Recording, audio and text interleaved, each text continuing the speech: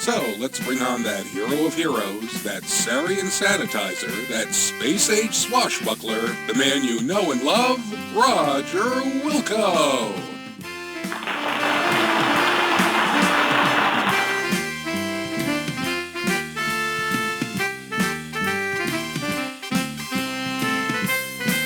So, Roger Wilco, hero of Xenon, how goes it? Well, I just flew in from Vega 9, and boy are my arms tired. Oh, Roger. So, tell us, how did you manage to defeat all of those nasty Sariens? Those Sariens were a piece of cake. I had no problem cleaning their clocks. Whoever planned to steal the star generator didn't know who they were messing with. Whoa, that's some pretty tough talk there, eh? What do you think, Paul? Yep. Pretty tough talk. Don't you worry about retribution, Roger? Revenge? Nah. I hear their leader is a real hoser. Some guy named Overhaul or U-Haul. Something stupid like that. In fact, he's probably cowering in some deep dark cave somewhere. Anyway, let me tell you about the time I wrestled this spider droid.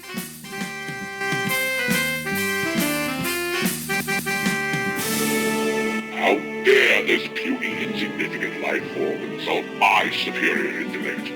I'll teach him to make monkeys out of my men. Get me, Wilco! I'll not stand to be made a fool in front of the whole universe. I'll squash him like a Velcron fly. Can we finish watching Mother Droids first, boss? Don't question me, banana breath. I said move! Wilco.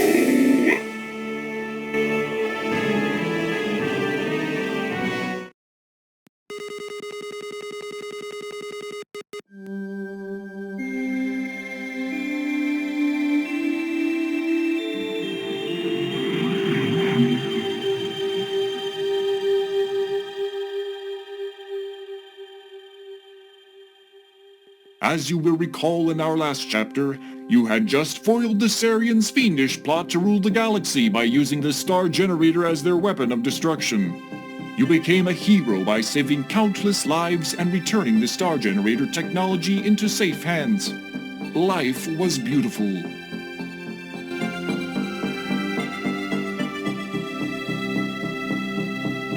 But heroes come and go, and people soon forget. Your celebrated herodom slowly fades, leaving you, once again, a janitor. The promotion to head janitor was no consolation, especially since you are the only member of the janitorial staff, nor was the transfer to Orbital Station 4. Sweating like a pork beast in a pressure suit while relocating space debris in zero gravity just wasn't your idea of a good time. Life sucks. Again.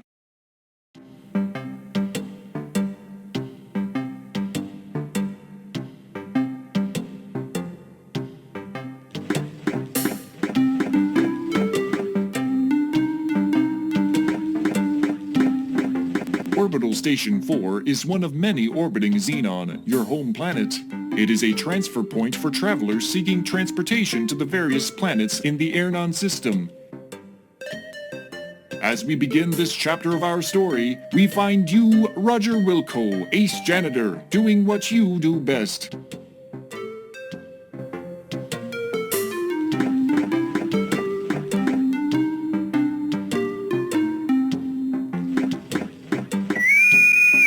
A beep emanates from your wristwatch. You release your grip on the broom. The broom floats away, never to be used again. That makes the third one this week. Wait till your boss finds out.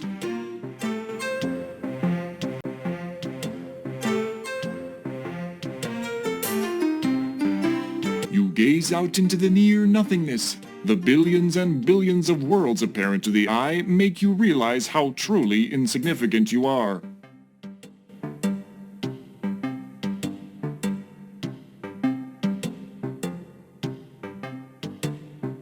Due to an an obvious lack of common sense, you have stepped off the edge, lost your magnetic grip of the ship, and drifted to your death.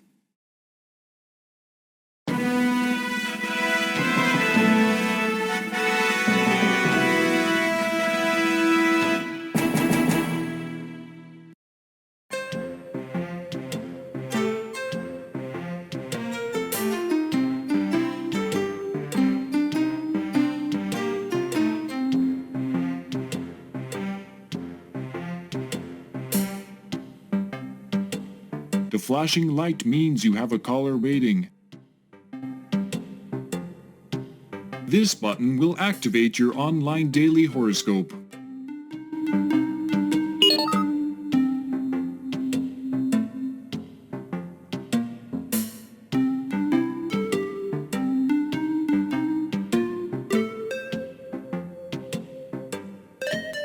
This button will tell you two important things: the temperature and the time. You've never understood the reason for the temperature. It's darn cold, that's all you need to know. Knowing the time is important in this job, though. You need to know when your next break is.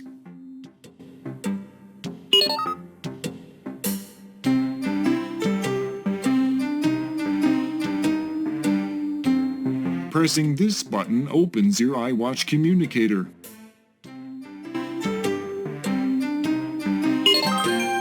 Wilco, get in here, on the double. You've got a mess to clean up in the shuttle which just returned. One of the passengers got space sick on the way down. Besides, you should have been done out there an hour ago. Get a move on. With that, the image disappears.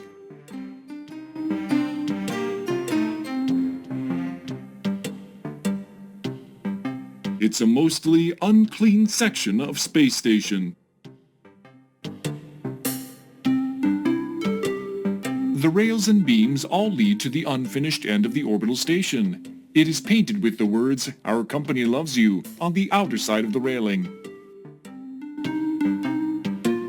The flashing lights are there to remind the foolish that to step any further would result in that person's death. It's a normal wall, part of the structure that connects the roof to the floor. It looks to be a small moon of some sort. That's no moon, it's on a space station. That's impossible! It's too big to be... Oh yeah, never mind.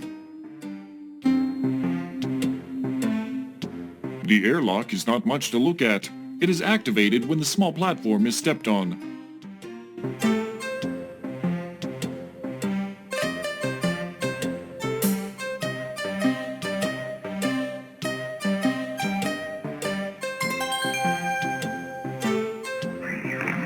You are whisked away to the airlock chamber.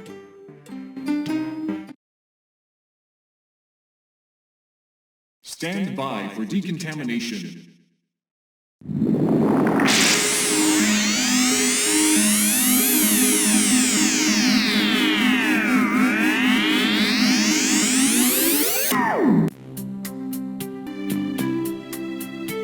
A standard transportation portal, otherwise known as a door.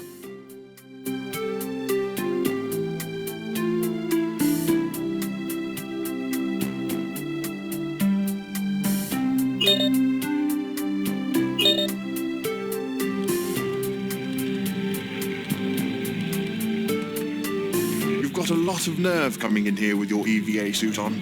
That's the last straw. Turn in your mop. You're fired. Well, Roger, you certainly didn't get off to a very good start. Better luck next shift.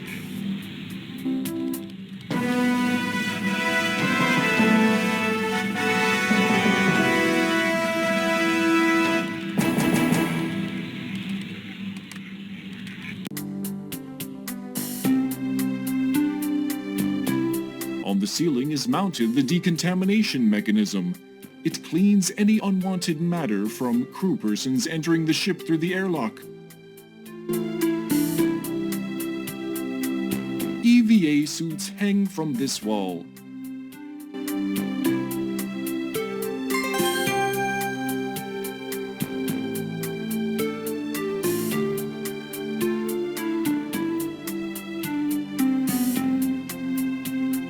bundles. You haven't seen these since the Time War. This locker is yours.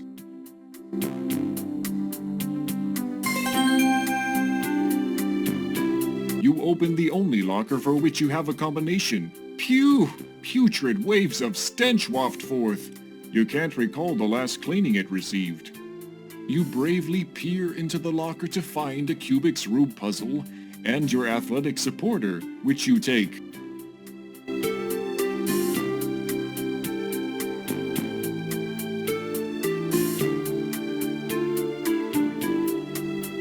This is an order form you removed from a magazine for a free Labion Terror Beast mating whistle. It's ready to be mailed. The dialect translator is a small device. It is on. This is your athletic supporter. Without close inspection, you notice it to be well used. The Kubik's Rube puzzle has made you look stupid more than usual.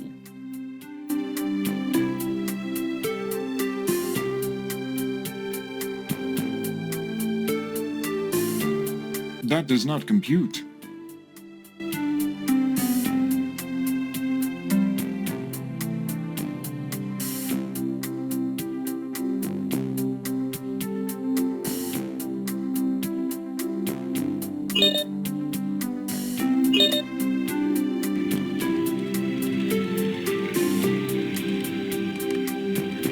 It's about time you got in here, Wilco. Head for the shuttle bay on the double. I'm warning you, you're on your last leg around here, bud.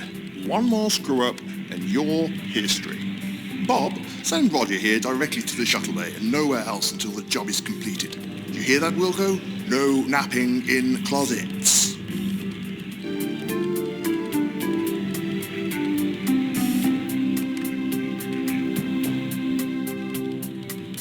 This is basic gravitational stopping point technology, which keeps you from advancing any closer to the pull of gravity. It is also known as a floor. The consoles contain much monitoring equipment, none of which you understand. The technicians are seated in front of monitoring consoles. They look like your average crew types.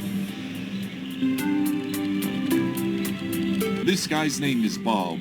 You owe Bob money.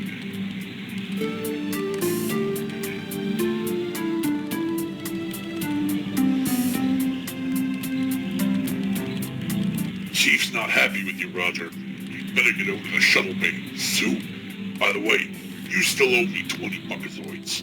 You'd best cough it up soon.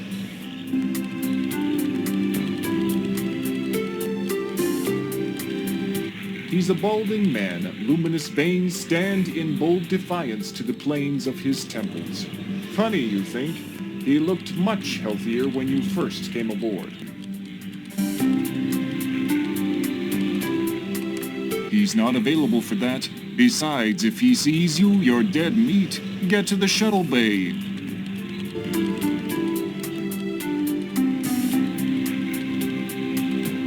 The official name of the transport tubes are the compulsory repeated activity pipes. Everybody just calls them spit tubes, though.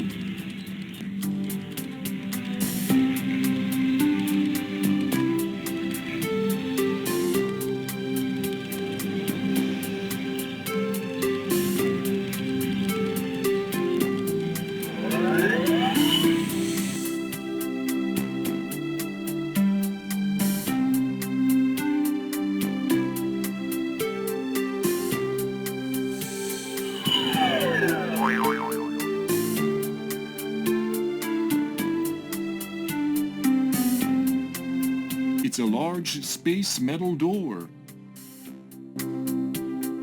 The illustrations have captions underneath them. This panel controls the door, the fuel pump, and the ship maintenance diagnostics, while the readout gives you feedback on what you're doing.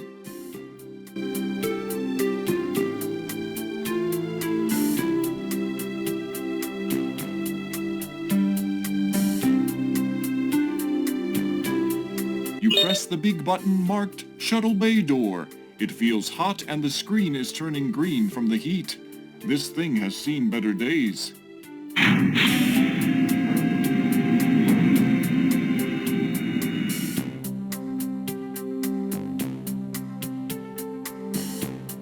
The rocket nozzles on the back of the shuttle clearly show the wear of many flights. This ramp leads into the underbelly of the shuttle. Nothing special about the hose, it merely provides a means of routing fuel from the refueler to the vessel.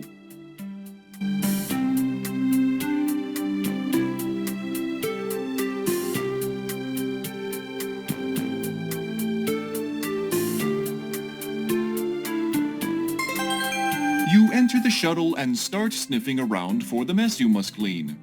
You are surprised to find that the shuttle is not empty. There are two extremely ugly suckers walking toward you. Hey, what the... Your favorite expletive here.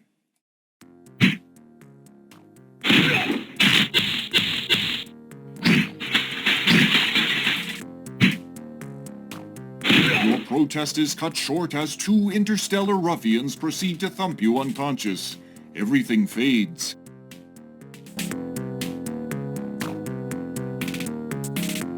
Time passes. More time passes. A strange dream turns into the realization that you are being shaken and talked to by a voice unfamiliar to you. A dull ache triggers a distant memory of a scuffle in which you were the focal point. Upon awakening from your forced rest, it becomes quite apparent that you aren't in Kansas, Xenon anymore. You find that you are being held upright and under physical restraint from both sides by, you guess, the galactic goons you met on the shuttle. As you try to struggle free, you notice that your hands are tied behind your back. As your eyes dial into focus, you make out an oddly disfigured being seated before you.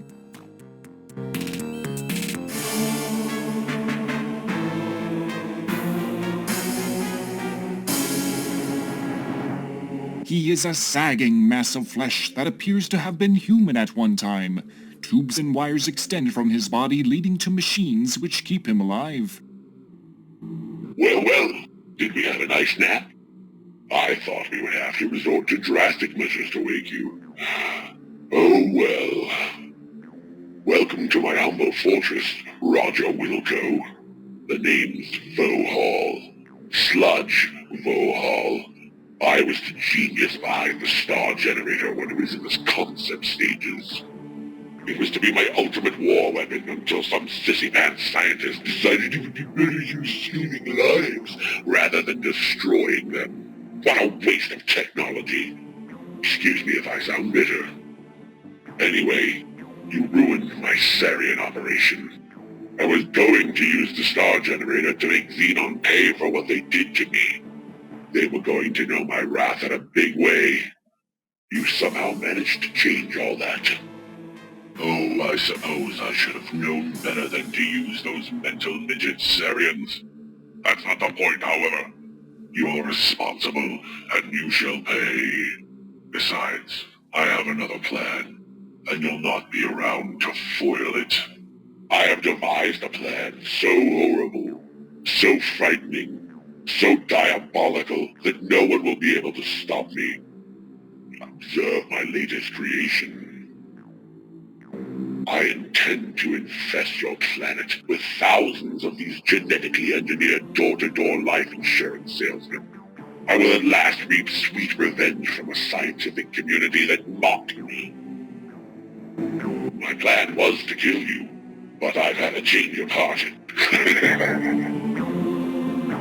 Get it? He peers down at the hoses protruding from his chest, which are connected to a life support system. Forgive me. I'm a kidder. I've decided I would get much more enjoyment watching you suffer. My associates will escort you to the wonderful little planet of Labion, where you will perform many painful hours of manual labor in my mines. Be seeing you.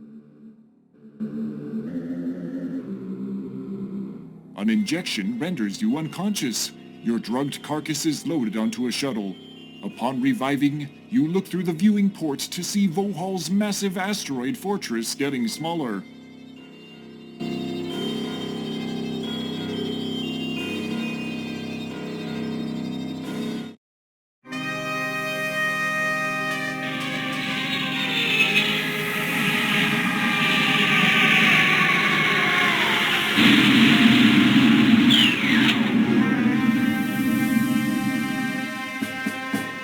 After touching down on a giant landing platform, you are ushered to a hovercraft waiting to transport you to the mining site.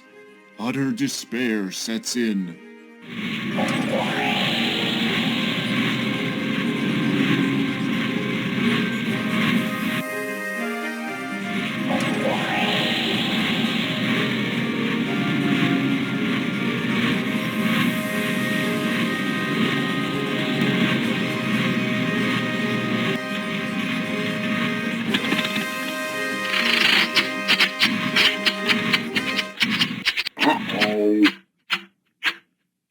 Great. Now I suppose we're out of fuel. Way to go, dwarf's breath. Don't blame me. It was your turn to fill up. You're always forgetting to do it. Wait till the master finds out. You're in big trouble. Hey, don't talk to me that way, you slime bucket. I filled it last time, dipshit. The argument between the two guards is cut short as gravity reasserts itself.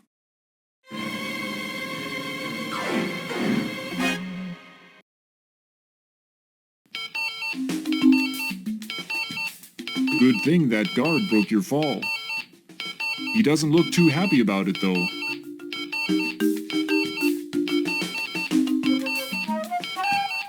What was that?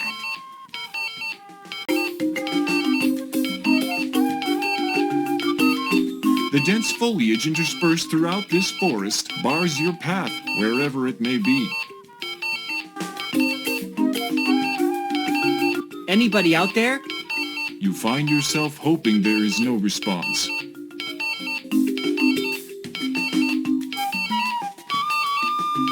The hovercraft has been reduced to a mound of twisted wreckage. Everything that was straight is bent. Everything that was bent is benter. There appear to be no salvageable parts. You hear a high-pitched beeping sound coming from somewhere inside the wreckage. You didn't notice it during the flight. It must have come on as a result of the crash.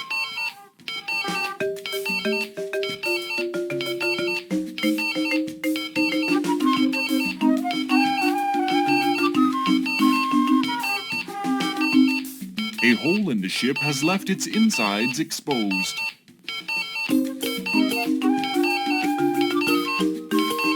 A small device resembling a battery rests in the ship's innards.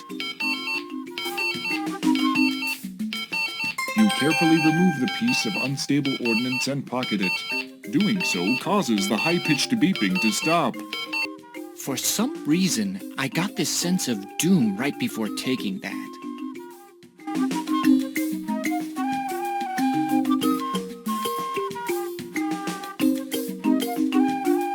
It's the piece of unstable ordnance you recovered from the shuttle wreck.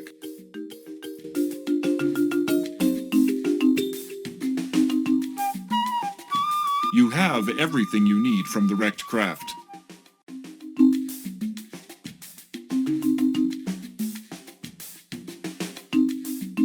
You notice that some smoke is escaping from a fractured energy cell in the wrecked hovercraft.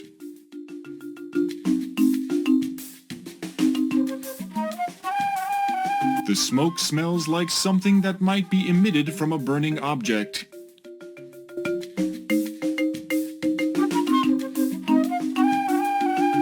You attempt to grasp the smoke. You fail.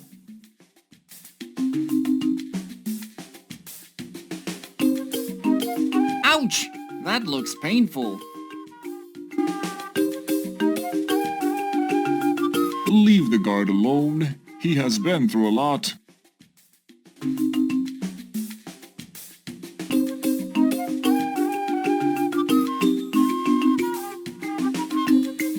The guard appears to be less thick than you remember him. Many of his formerly contained body fluids seem to be at large.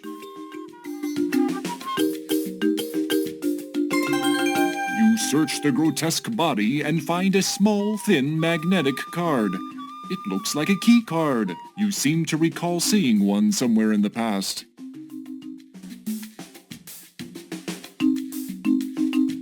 The sounds of escaping gases are the only audible offerings from these two. You detect no unusual fragrance, at least not yet. Soon, though, these bodies may be generating some serious bouquet.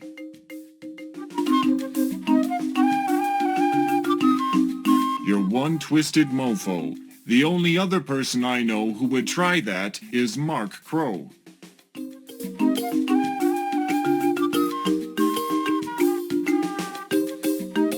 The guard appears to be less thick than you remember him. Many of his formerly contained body fluids seem to be at large.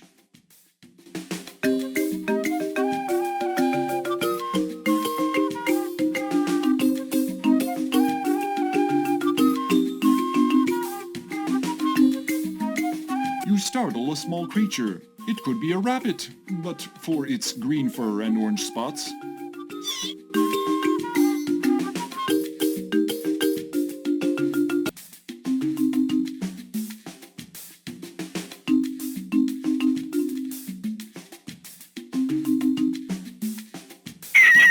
The startled bunny has fallen into the formerly concealed pit.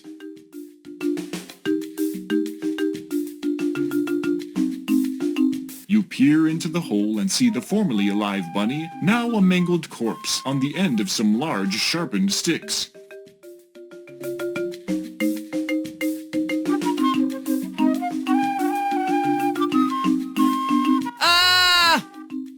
You fall down the large and obvious pit in the ground. You might have survived the fall had you not come into contact with the several 30-centimeter long spikes planted vertically along the bottom of the pit.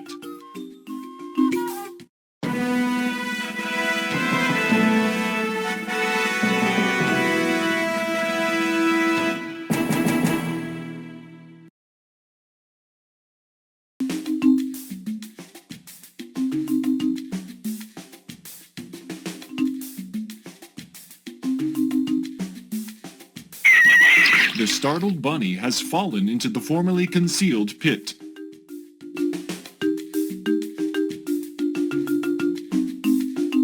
You peer into the hole and see the formerly alive bunny, now a mangled corpse, on the end of some large sharpened sticks. You reach into the deep dark hole and pull out the bunny. How the hell did you do that? That hole is obviously longer than your arm. I guess realism isn't a concern here in the future.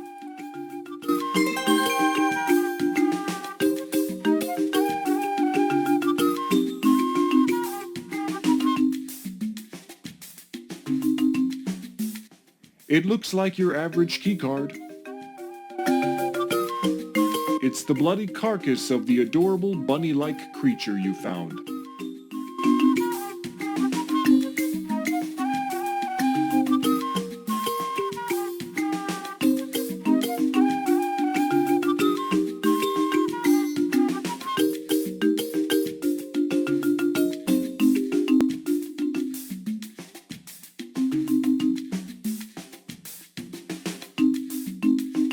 You hear something. It sounds not unlike the hovercraft you erected.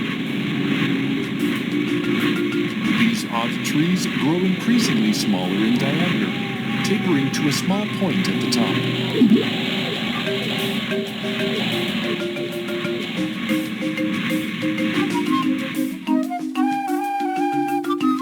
This is uncool. It looks like you've adhered yourself to this tree like a fly to flypaper. And speaking of insects, here comes a swarm now.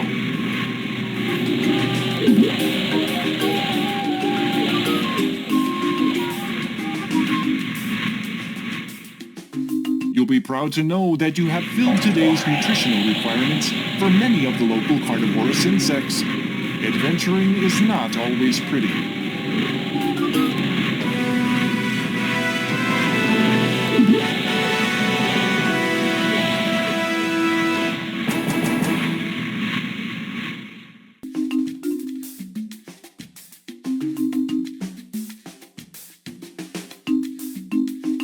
You hear something. It sounds not unlike the hovercraft you erected. The forest is disturbingly quiet. Expect it to burst to volume with the sounds of life at any moment, but only rarely is there an insect or forest creature seen.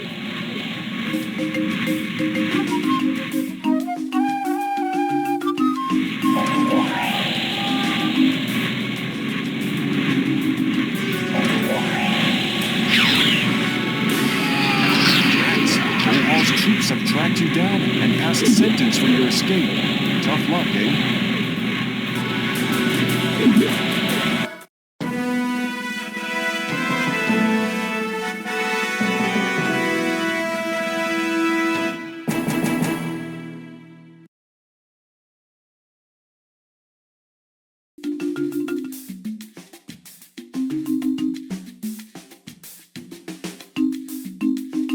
You hear something. It sounds not unlike the hovercraft you erected.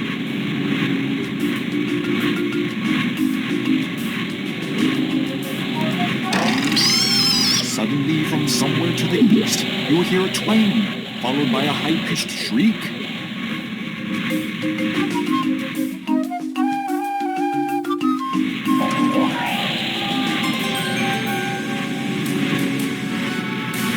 Woof, that was a tense moment. Vohal's thug failed to spot you, and is off to search elsewhere.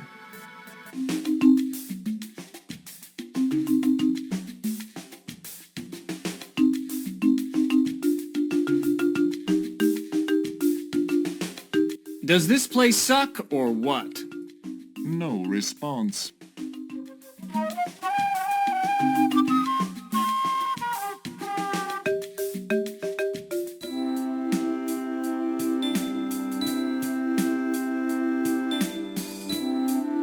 There's nothing interesting on the front of the tree itself. The little creature caught in the snare has thick-looking pinkish skin. He looks to be less than a meter tall. He doesn't seem too thrilled with this predicament. He doesn't respond.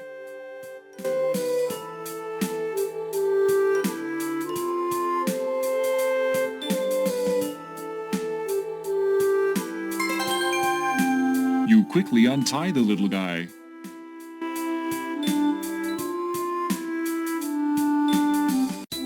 Before disappearing through a tiny hole in the brush, the little pink dude gives you a long look.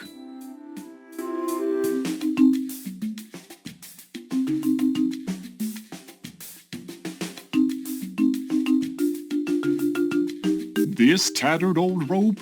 You don't need it. There's a nice strong piece of rope later in the game.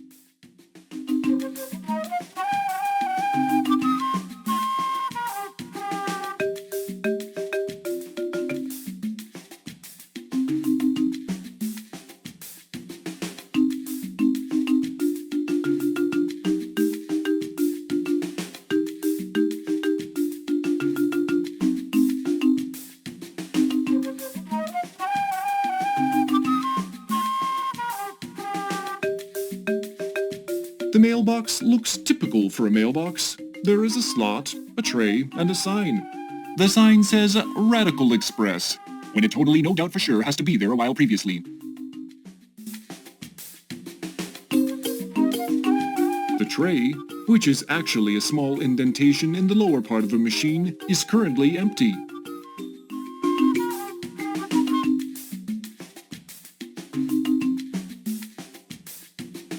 This is an order form you removed from a magazine for a free Labion Terror Beast mating whistle. It's ready to be mailed.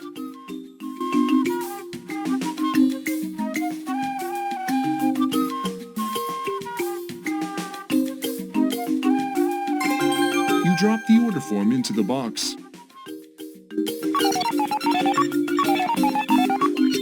The mailbox hums and buzzes for a while. Then an object of some sort drops into the tray at the base of the box. The machine goes silent. The mailbox looks typical for a mailbox. There is a slot, a tray, and a sign.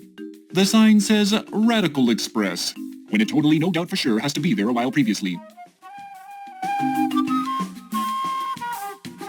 The tray, which is actually a small indentation in the lower part of the machine, is currently bearing what looks to be a whistle. You take the whistle, obviously.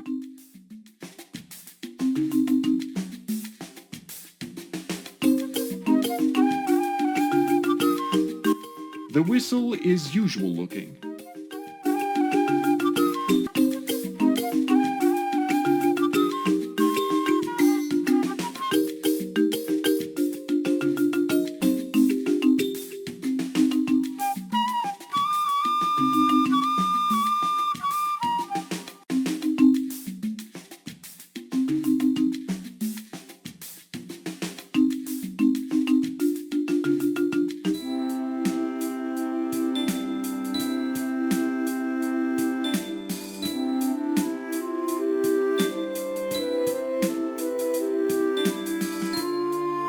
The foliage here is much too dense for you to pass through.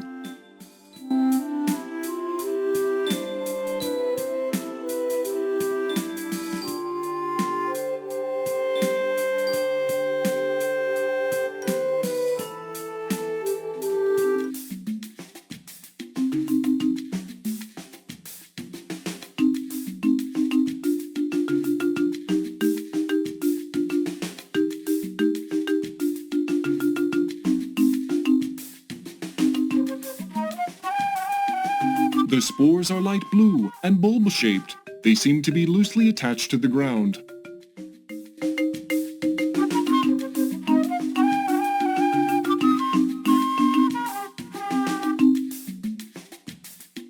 You seem to have kicked one of the strange little spores.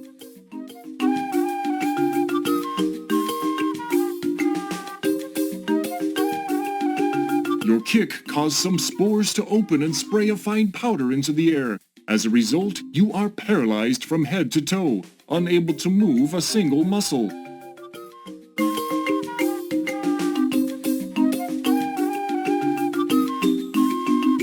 Fortunately, the paralysis wears off and you seem to be back to normal.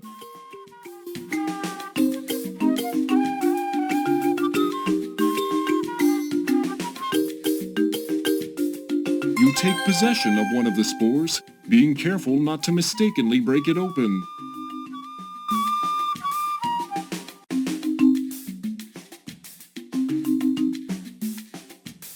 This is one of the unopened spores.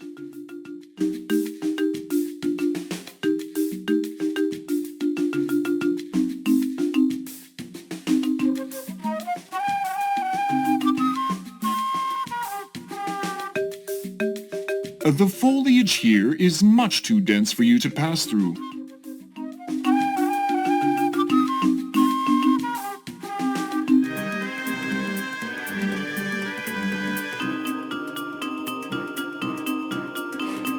You can see a little guy across the clearing picking some sort of berries from a bush. You startle the odd little pink dude, causing him to bolt into the underbrush.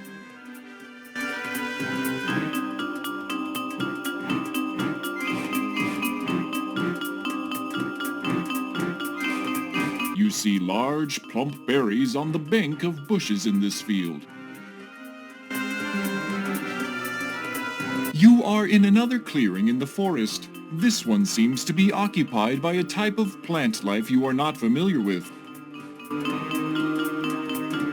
This looks like the brains of the operation. The vines extend from the pulsating plant, almost like they're looking for something.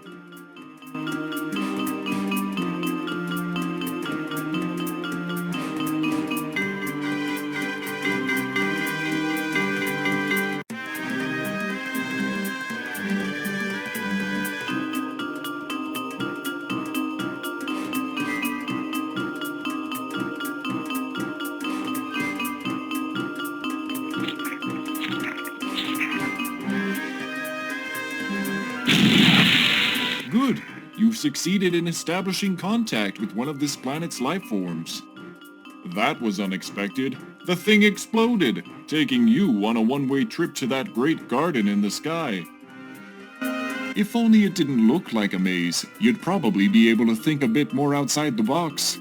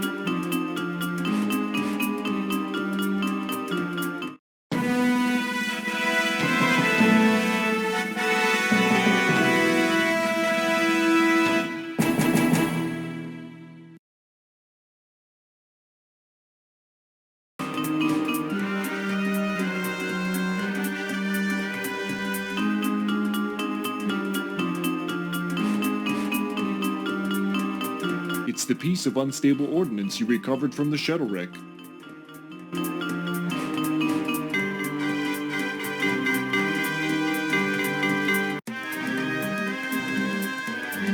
This thing is kinda heavy.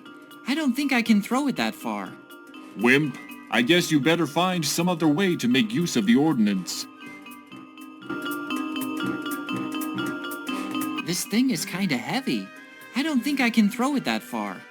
Wimp, I guess you better find some other way to make use of the ordnance.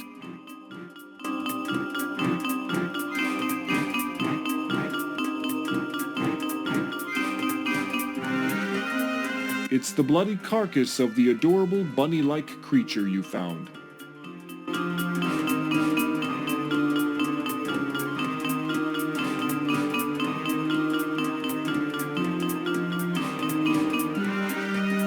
Wow, that was dumb. Maybe you should try that from a safer place.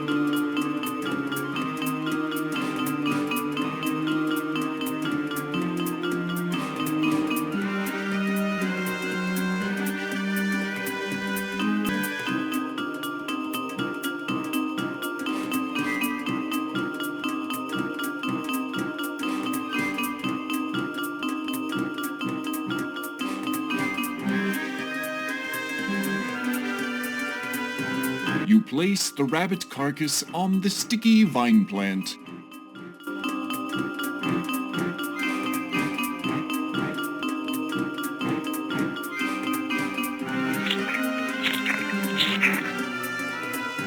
Poor weird alien rabbit. First you scare it into an early death, then you steal its corpse. Now you feed it to an alien plant. You're just not a very nice person, are you?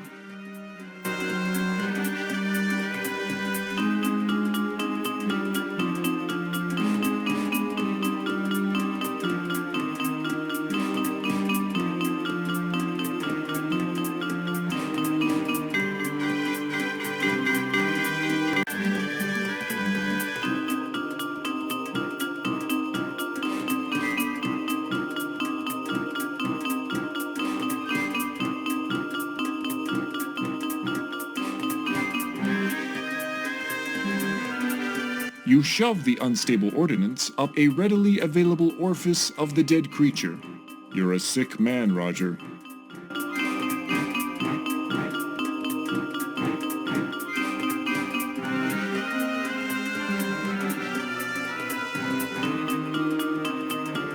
It's a loaded bunny.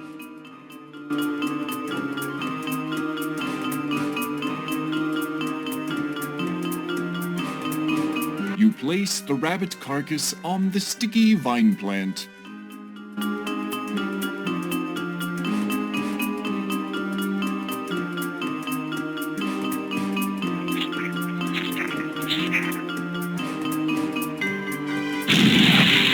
Nothing like a good explosion to brighten up your day. And you thought you'd have to navigate the maze like vines.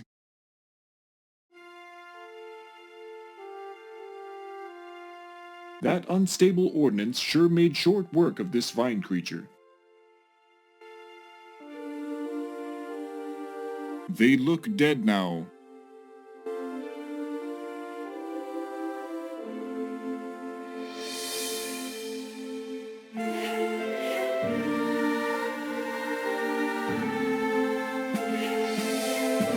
You see large, plump berries on the bank of bushes in this field.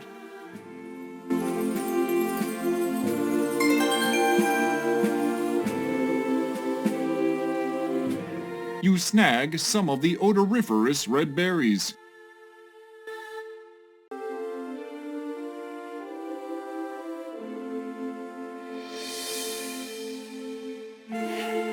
The strange red berries pack a very pungent aroma.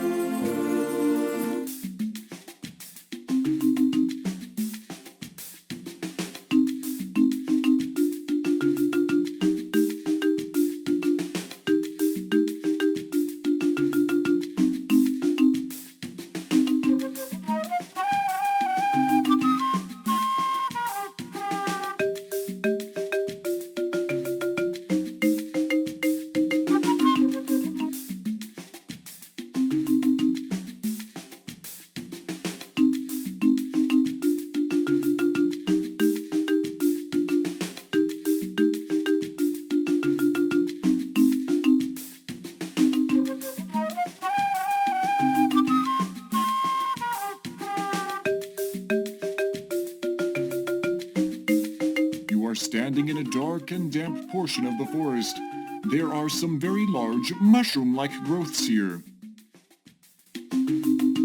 Aside from their enormous size, they appear to be your average garden variety mushrooms.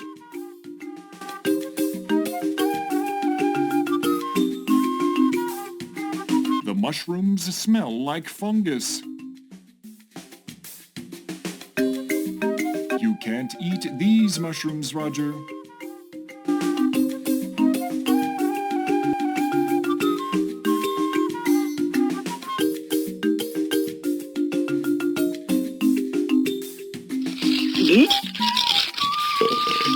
Holy jeez, boy. That mushroom thing sucked you clean up. You can't move a muscle nor see a speck of light. You begin feeling waves of tingling warmth and moisture. Suddenly, it's not so bad in here. Wow, check out the colors, dude. Your body and mind enjoyed the short-lived buzz that is a side effect of the lethal poison you now marinate in. You are oblivious to the end. Not a bad way to go, actually. But it sure is early in the game. I had high hopes for you. They said, who? Roger Wilco? Not a chance. That chump won't last 20 minutes. I said, no way. Roger isn't that lame. So anyway, don't make me look stupid too.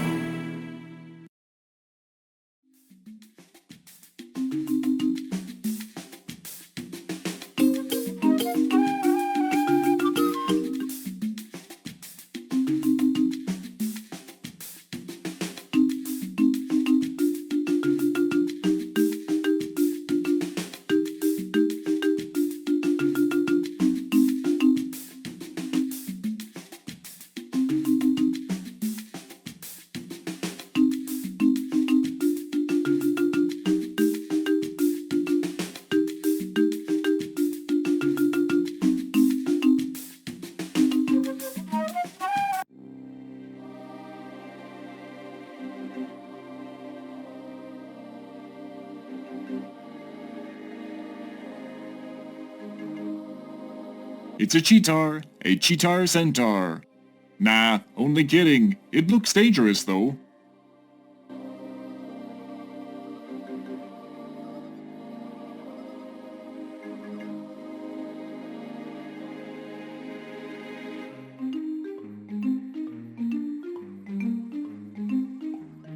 The trees here are slick and mossy.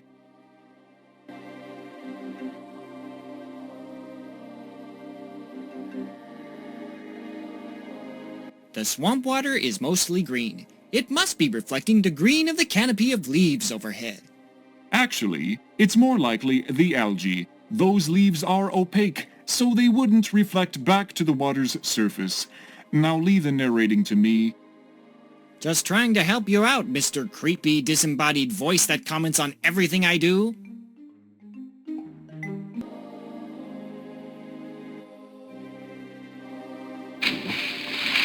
Yeah.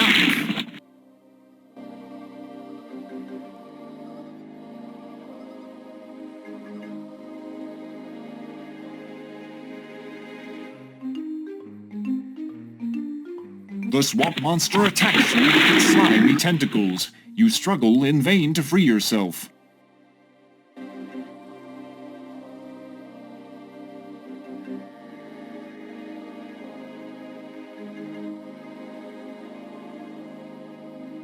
You're dead. Better luck next time, Roger.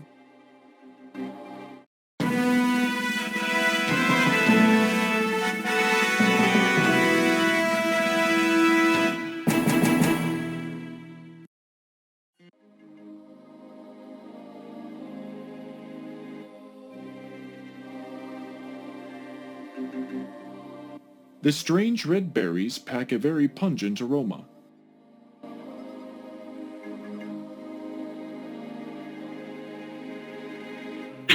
You rub the berries all over your body. Now you smell like a walking ammonia inhalant.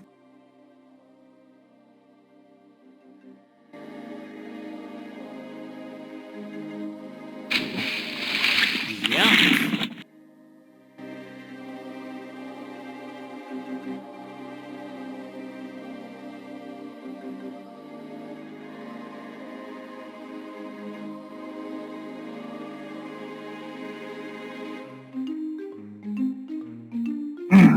The swamp monster attacks you with its slimy tentacles.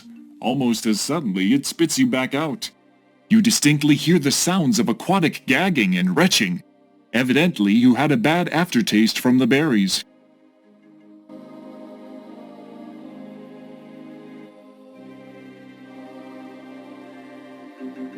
You have stepped into a deeper area of the swamp. You are forced to swim. You take a deep breath, filling your lungs to near bursting, and head for the depths below.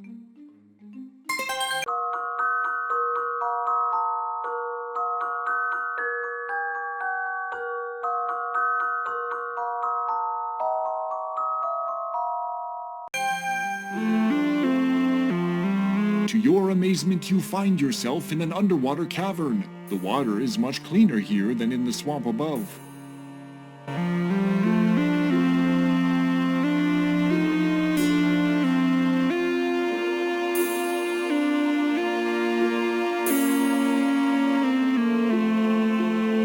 The amount of bad that you managed to pack into that idea is nothing short of impressive. You gulp some of the water. Blech!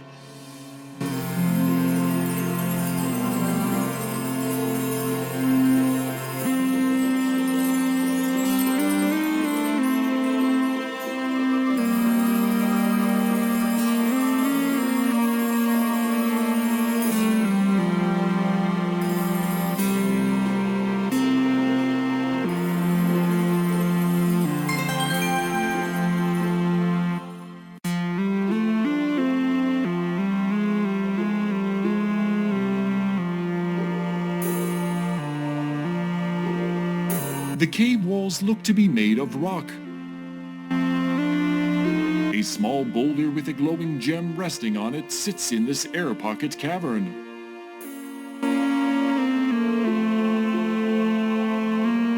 You take the glowing gem.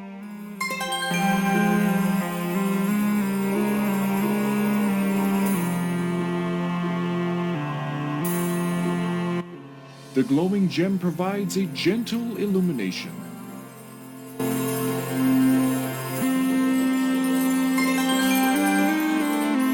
Once again, you wisely take in a load of air and head below.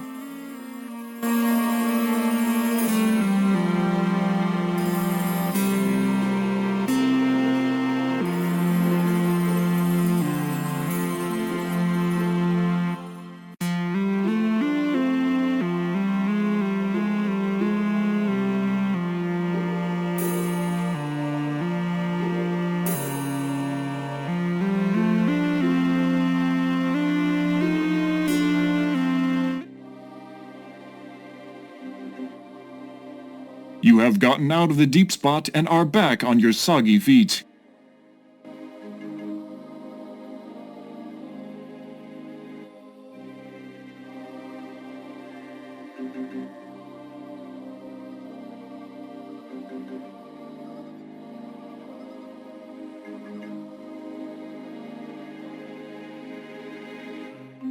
This path leads uphill and away from the swamp.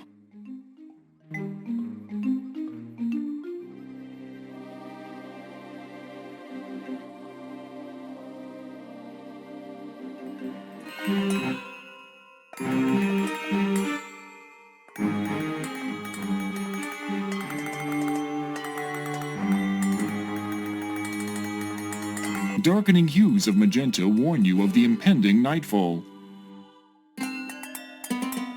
The fissure appears to be very deep, with sheer sides. You can make out no detail as it darkens toward the bottom.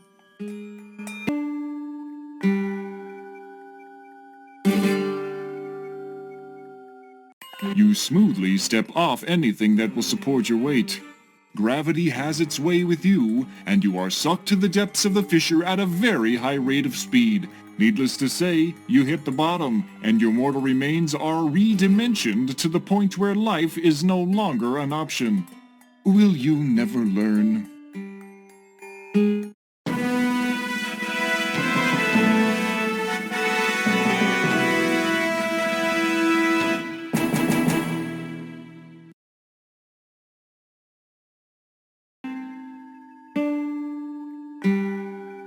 This stump, rotted and bug-infested, is the final monument to a once strong tree.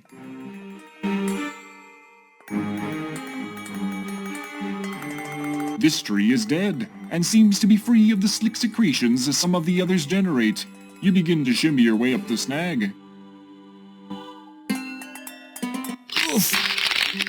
Holy log jams, Batman, you almost bit the big one!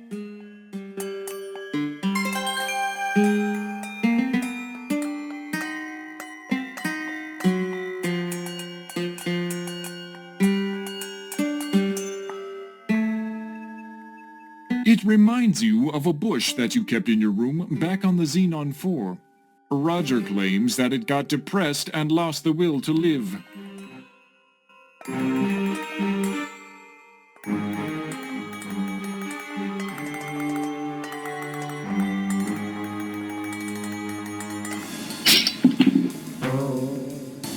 Yikes, you have been snared. Suspended above the ground, you are unable to move freely.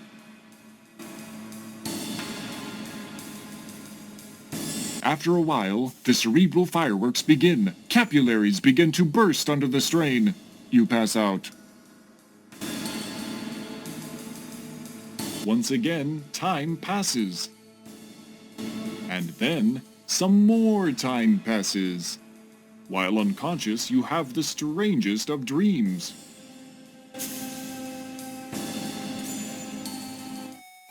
You hallucinate that your name is Larry. You are wearing something known as a leisure suit, apparently made of fully synthetic materials and proven to generate large amounts of static electricity.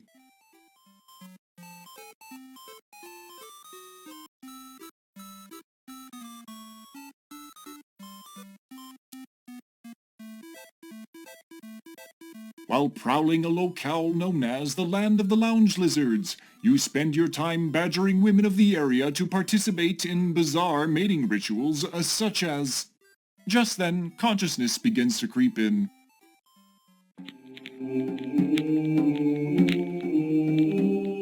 Your head begins to clear and you realize that you have been imprisoned. Your captor appears to be that large oaf sitting near the fire. These creatures are genetically bred, rigorously trained to subdue the most threatening creatures in the universe, and he has captured you. He looks a little embarrassed about it. In the center, a campfire burns. One has to wonder about the purpose of a fire during a warm day such as this. A skeleton hangs near the cage, a good indicator that this creature does not want you for your janitorial skills. Apparently, this was breakfast, and that must make the skeletal chap nearby brunch.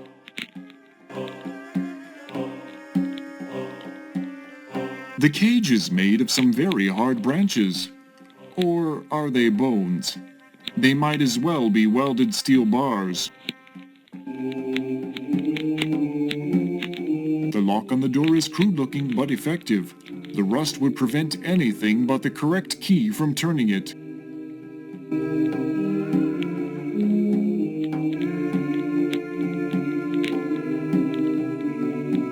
The hunter stands and takes a long look in your direction. His face, though strange in its own right, bears an expression one might see on a freak show patron.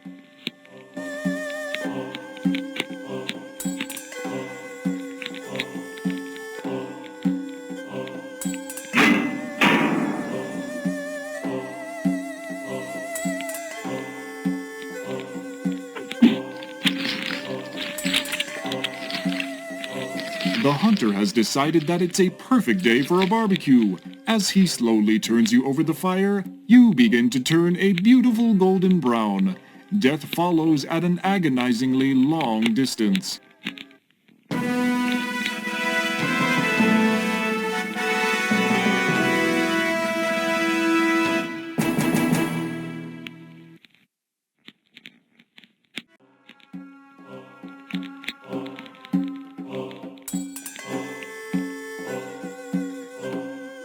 This is one of the unopened spores.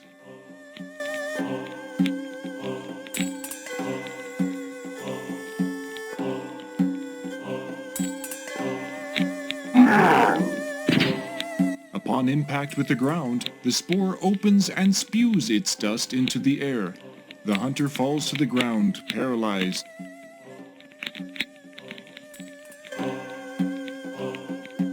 You can't reach it, the hunter is too far away.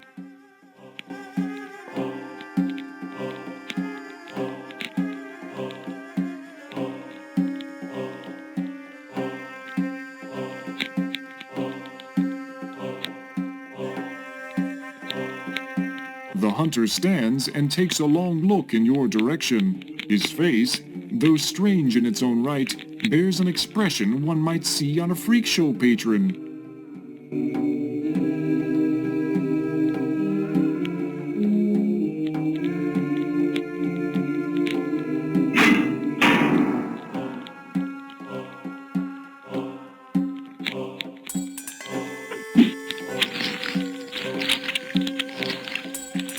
The hunter has decided that it's a perfect day for a barbecue.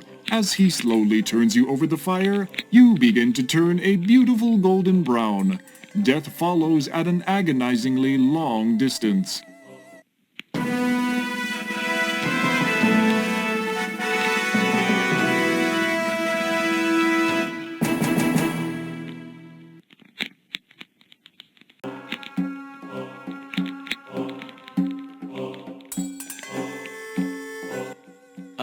Hi.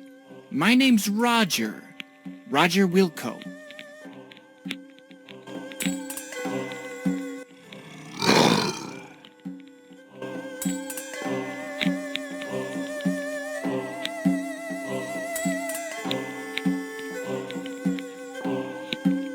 The hunter stands and takes a long look in your direction. His face, though strange in its own right, bears an expression one might see on a freak show patron.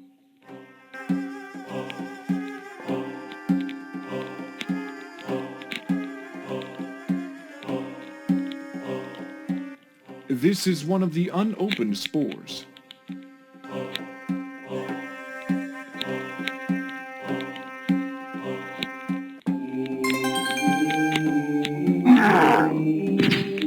Upon impact with the ground, the spore opens and spews its dust into the air.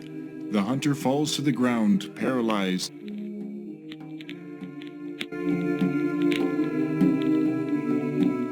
You reach through the bars and take possession of the key.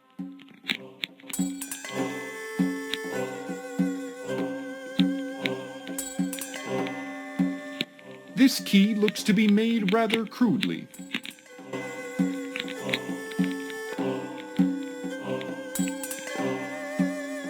You slip the key into the lock and give it a turn. The lock snaps open.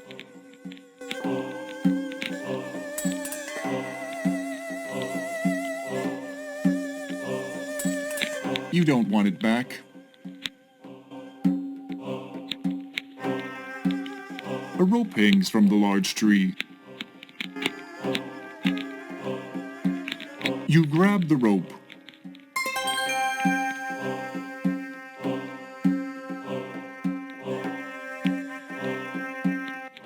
It's a relatively short rope made from rough hemp.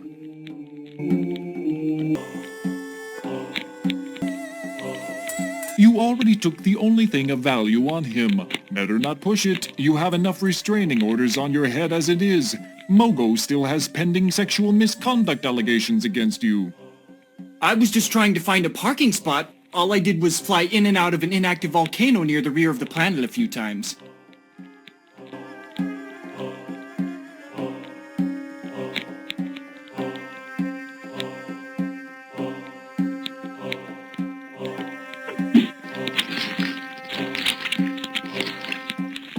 The hunter has decided that it's a perfect day for a barbecue.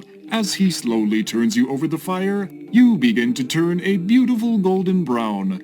Death follows at an agonizingly long distance.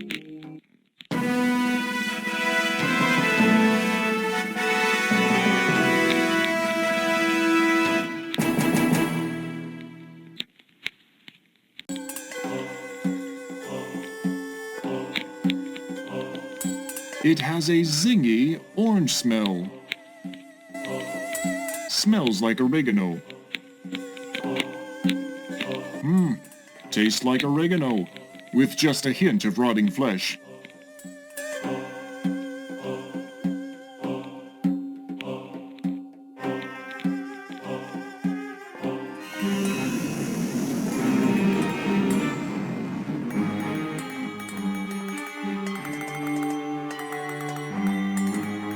You are at the edge of a forest. The boundary is a sheer cliff at the east side of the area. In the distance, you see a landing platform, possibly the one which welcomed you to this strange, lush world. This tree marks a trail that leads south through the underbrush to the hunter's hideaway. A complex crimson symbol has been drawn into the wood.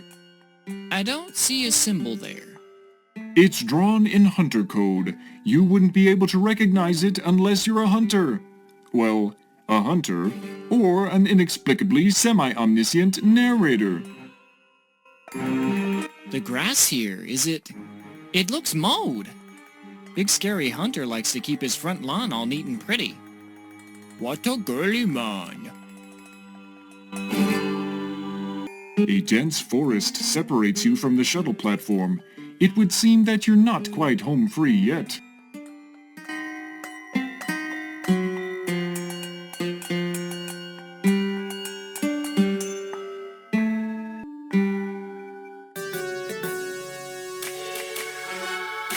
Drats! Vohaul's troops have tracked you down and passed sentence for your escape. Tough luck, eh?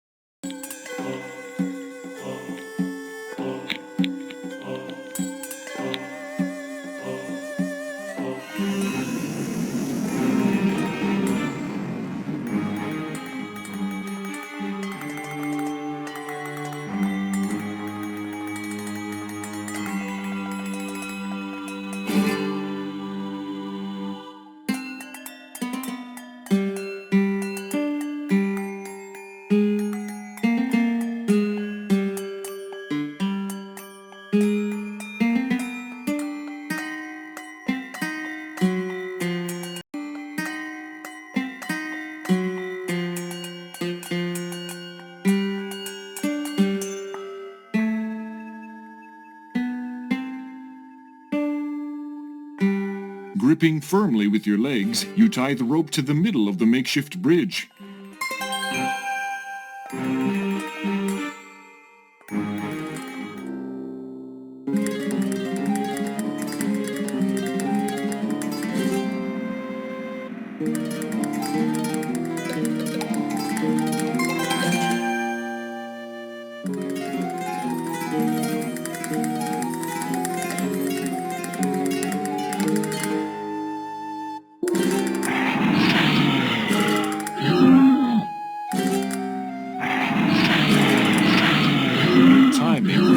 To jump when the rope is at its least helpful point. Gravity beckons.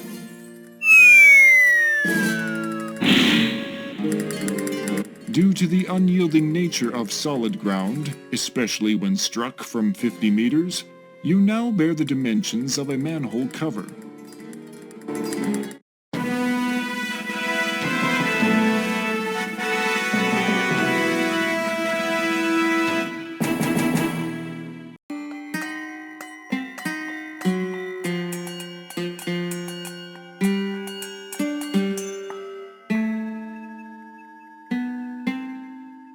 Gripping firmly with your legs, you tie the rope to the middle of the makeshift bridge.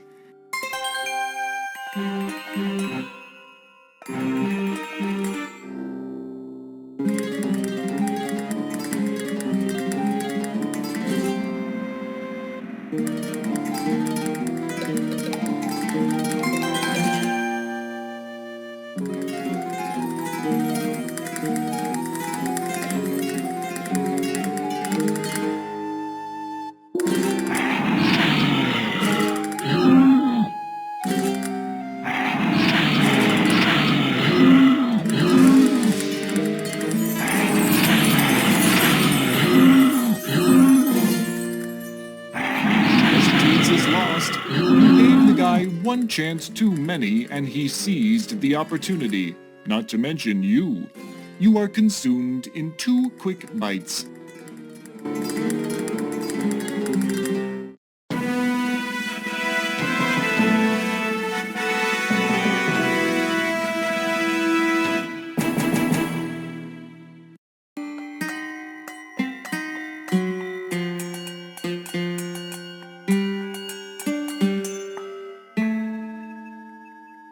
Gripping firmly with your legs, you tie the rope to the middle of the makeshift bridge.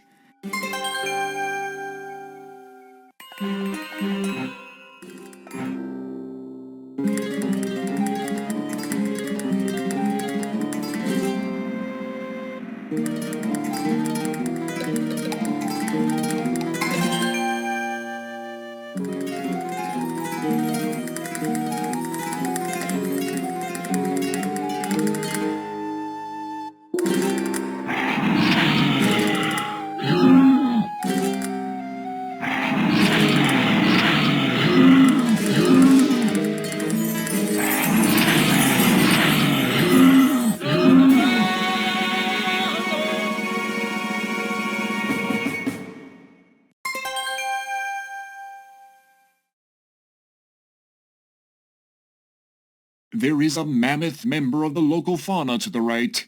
It looks to be in need of constant nourishment, hence the look being cast at you. Hey buddy, I've gotten a bit fat and cheese-filled from my pampered space station lifestyle. Can you give me a hand? The only response from it is a stomach growl.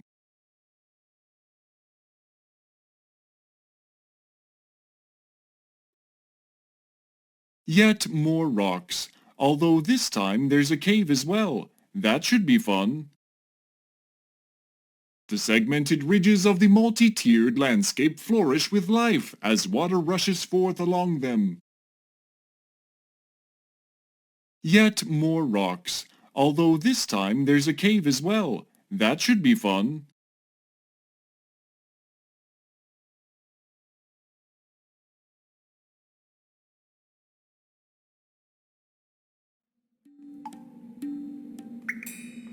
The encroaching darkness chokes off all light around you. Could you possibly make that statement sound more ominous? Maybe. That was just off the top of my head. How about this? The icy grip of darkness wraps you in an unyielding embrace, cutting you off from the light of safety. That better? I suddenly have a need for my security blanket. Really? Do you really have a security blanket? Or are you just trying to make me feel better? I do. Just a little one.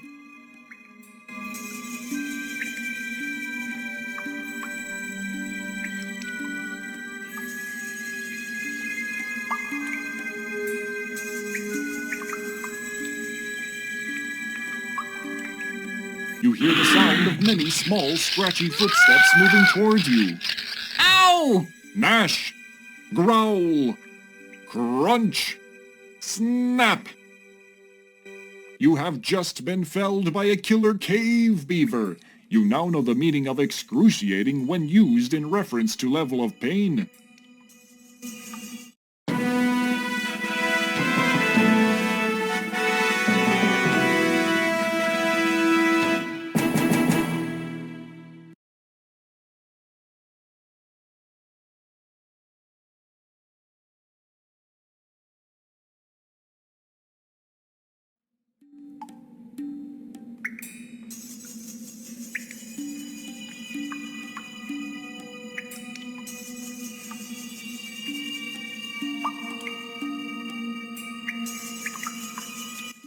The glowing gem provides a gentle illumination.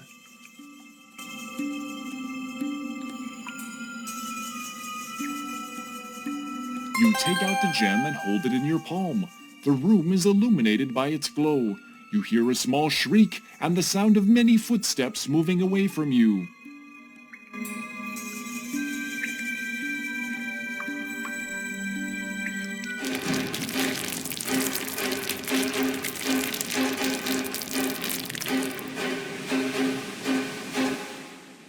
The ground below your feet disappears. You tumble down through the darkness.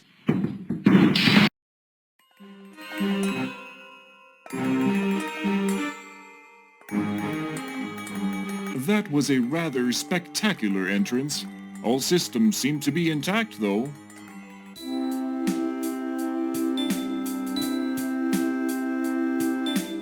The dwellers mumble something. Your translator responds. Follow us, Beanpole.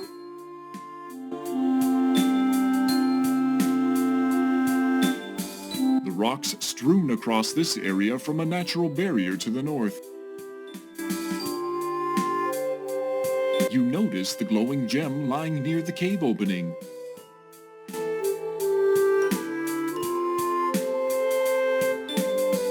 Got it.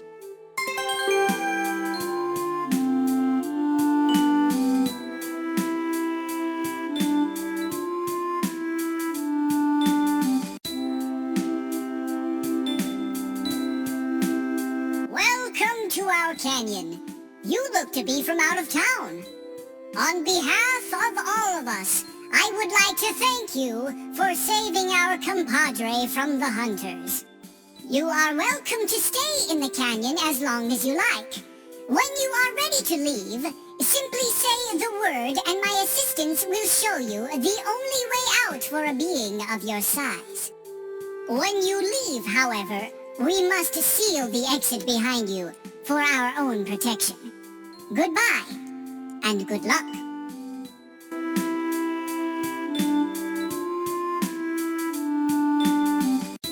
The small pink dude is standing by the large rock.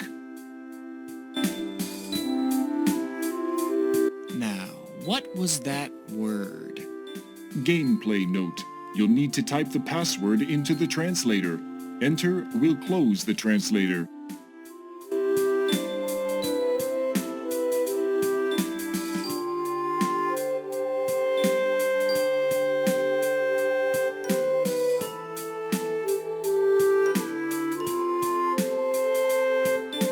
The word.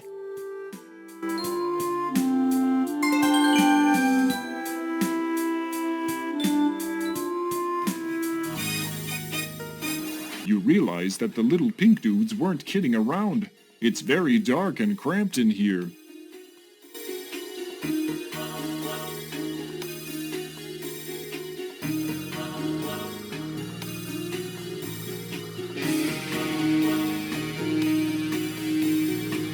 Showing some thought far beyond your normal mental prowess, you put the glowing gem into your mouth. Ah, better. Not a great deal better, but better. Good thing you found that gem. Not only does it light your way, but it should come in handy in a later game.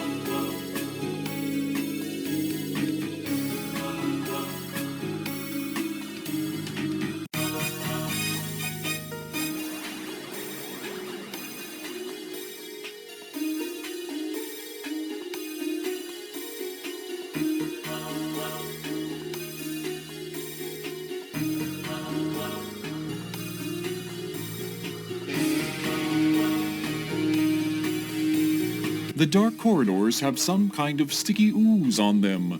This doesn't seem to be the kind of place you should hang around in for any longer than necessary.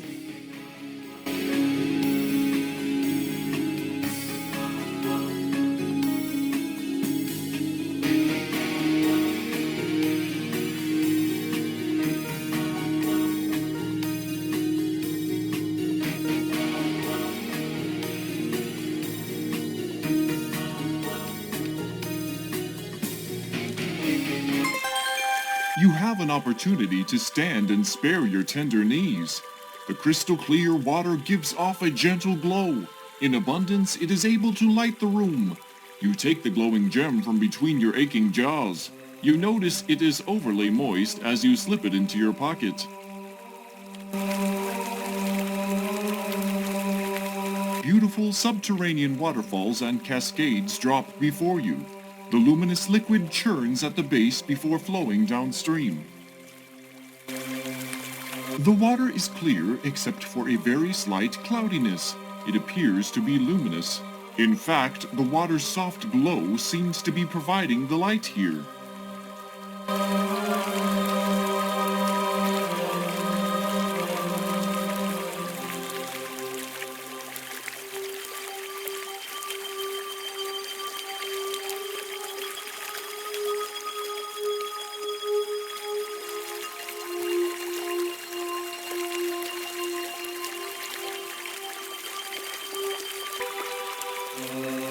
The water glows as it did when you first came here.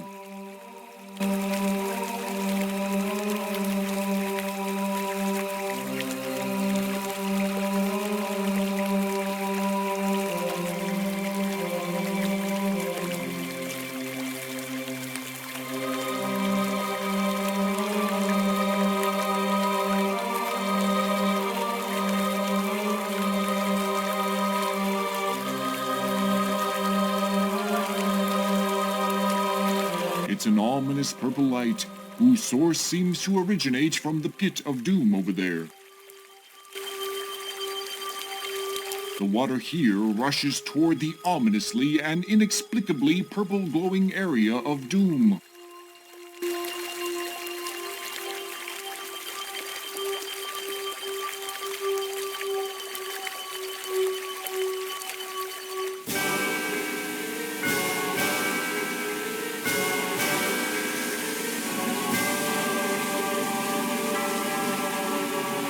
Splat! After caroming off a pair of rock outcroppings, you find a final resting place at the base of the falls.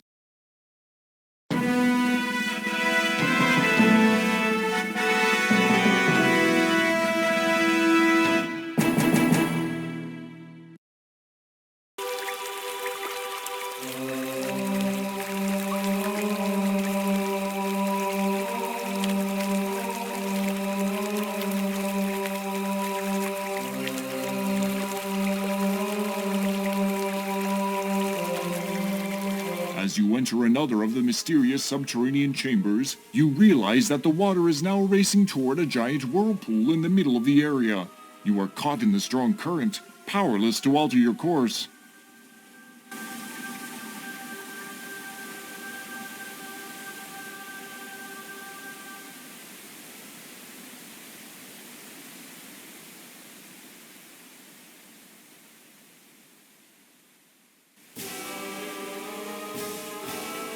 Your body is sucked down, until finally you are able to resist no more and must yield to the overwhelming force.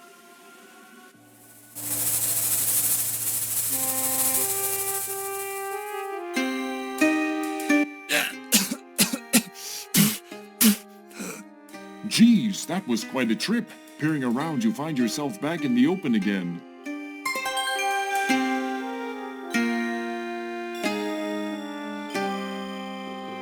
The water tastes clean. You sure hope it isn't poisoned horribly, causing you to bleed out from the anus without warning. Wait, what was that? Nothing. No, what did you just say? What am I bleeding out of? Nothing. Yet.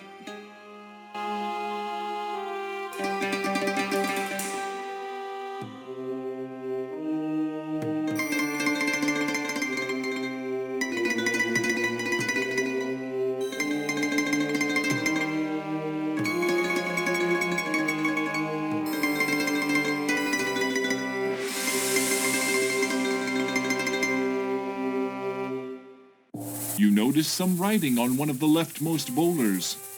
The writing says, "Beware, Labion Terra Beast Zone, use extreme caution."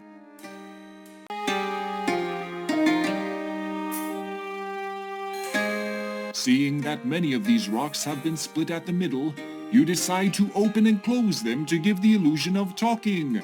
Soon you find yourself imagining up a soap opera called Keystones of My Heart.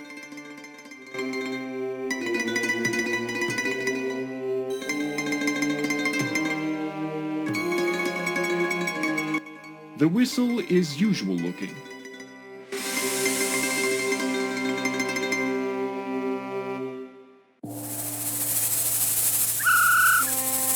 You give the whistle a toot.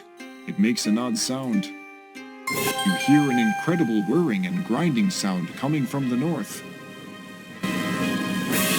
Suddenly, a Labion terror beast buzzes into the room like a tornado. He looks like he could do as much damage.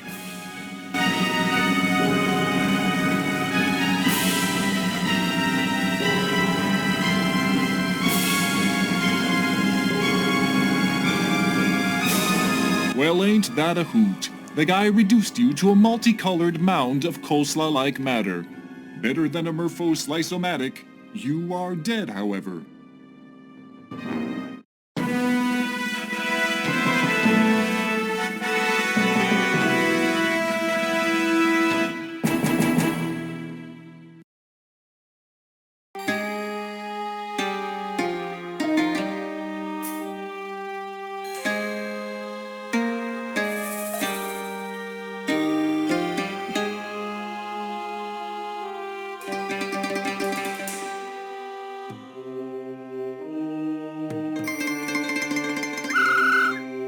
You give the whistle a toot. It makes an odd sound. You hear an incredible whirring and grinding sound coming from the north.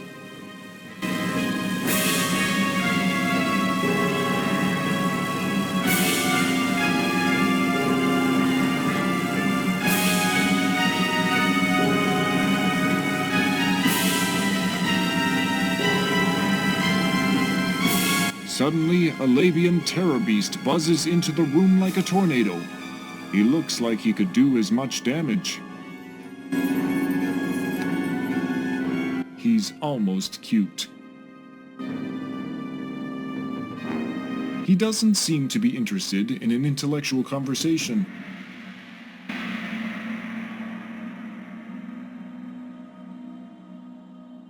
The Cubics Rube puzzle has made you look stupid more than usual.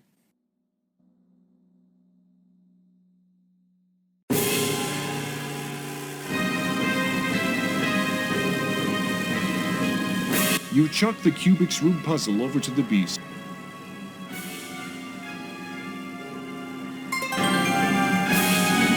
The beast appears interested in your offering. Curiosity gets the better of him and he reaches down for it. He seems quite perplexed by the puzzling plastic polyhedron. It's all that's left of the rock after the terror beast came through. You can't do that while in the water.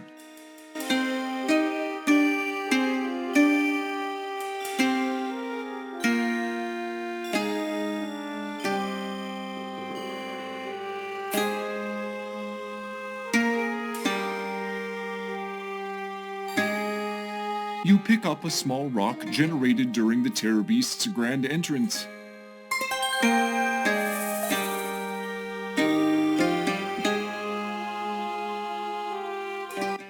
It looks like an ordinary stone.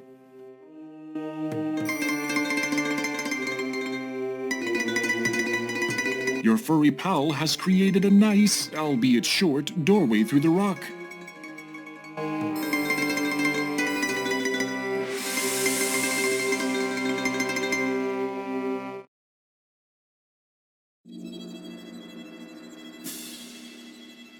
The dirt looks to have been trod by countless boots.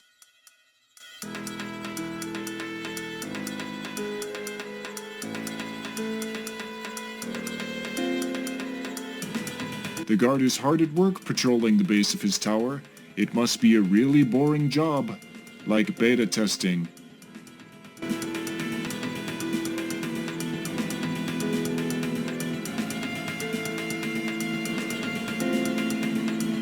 You call out a universal expletive.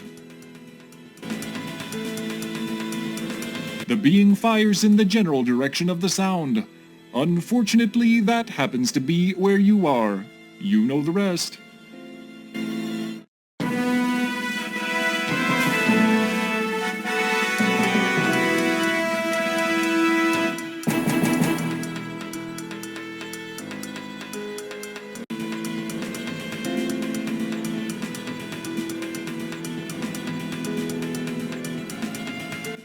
It looks like an ordinary stone.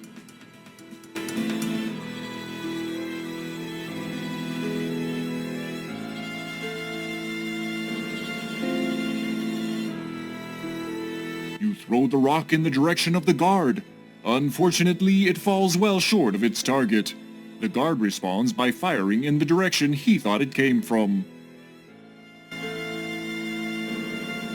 Doesn't that bite? The guard caught a glimpse when you chucked the rock, and, with impressive accuracy, wasted you.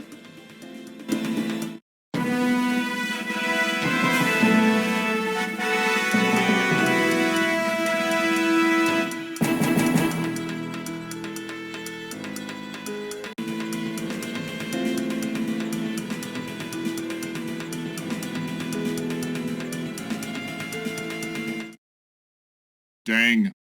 Allowing the guard to observe you was not very swift. He has disassembled you, probably adding a little excitement to his otherwise dull day.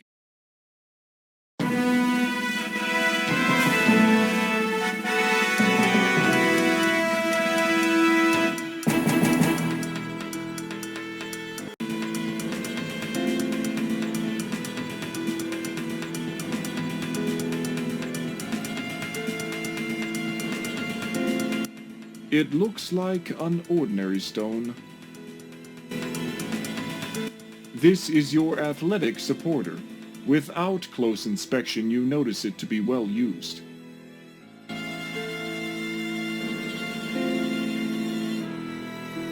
You're so clever, Roger. You created a slingshot.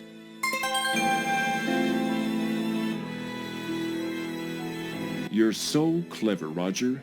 You created a slingshot.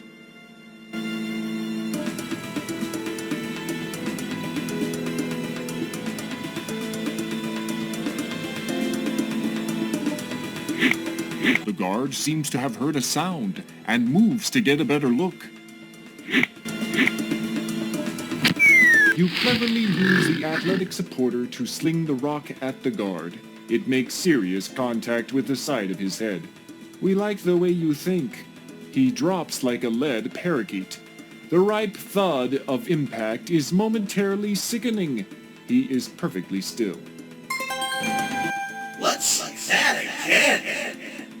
This time, let's look at it closer.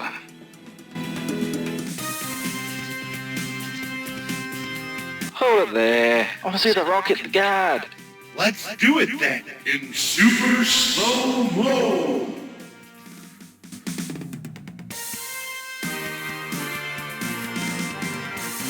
Now that is more like it. Did you see that, Bloodfly? Heck yeah. You're one sick mofo, Clytus. You're one sick mofo, Blackthorn.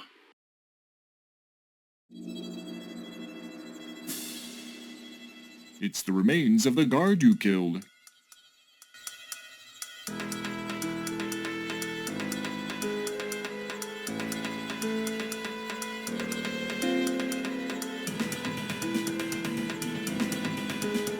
That's not necessary. There is nothing important under him.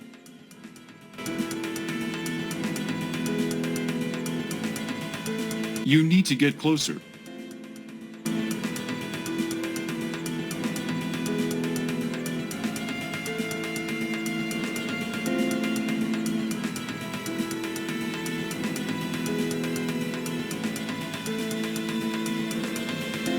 You need to get closer.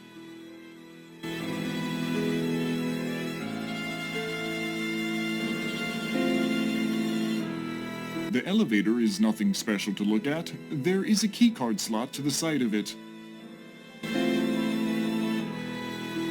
The visible means of opening this door appears to be a keycard slot.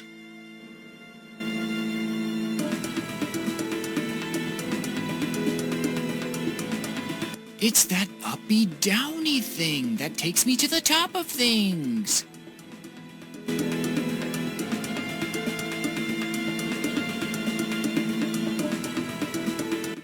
It looks like your average keycard.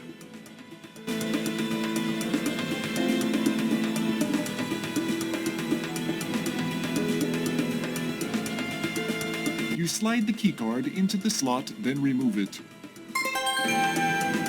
As soon as the elevator door closes behind you, the platform on which you rest begins to rise.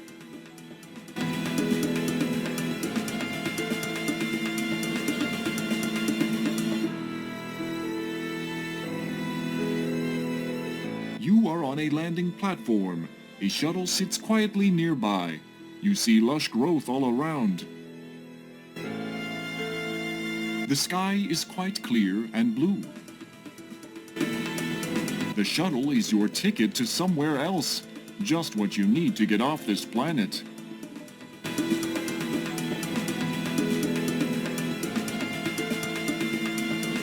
You climb into the shuttle through the rear entrance.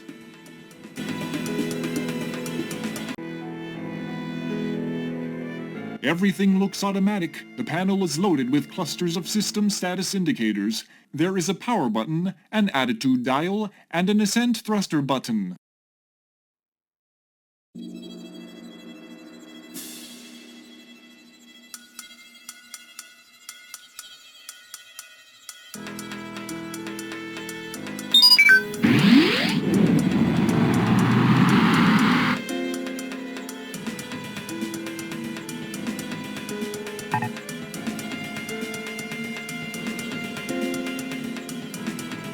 The shuttle begins to vibrate as the ascent thrusters ignite.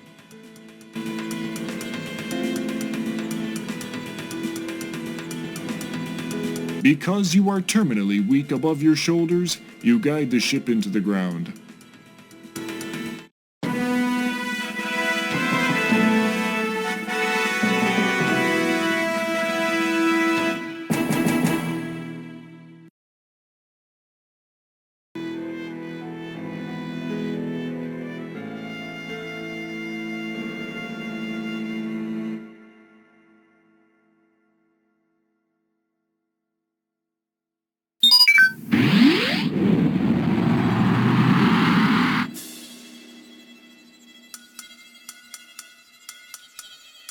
The shuttle begins to vibrate as the ascent thrusters ignite.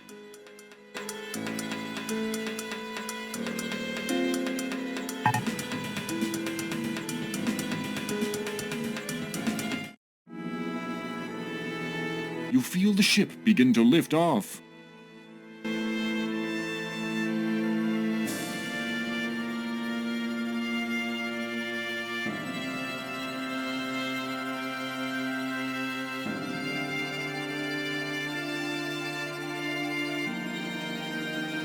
You're off the planet! Good work, Roger! Altitude achieved. Ascent thrusters are now ineffective. The screens are suddenly splashed with the incredible, horrible image of Sludge Vohaul. Hello, Roger Wilco. I've been waiting for you. Once again, my subordinates have failed me. Anyway, it looks like you'll be visiting me again soon. Don't bother trying to pilot the vehicle. I have taken control. You will be arriving at my command post shortly. I anxiously await your arrival. His image is frozen on the screens. The ship changes course as if it had a life of its own. All you can do is hold on.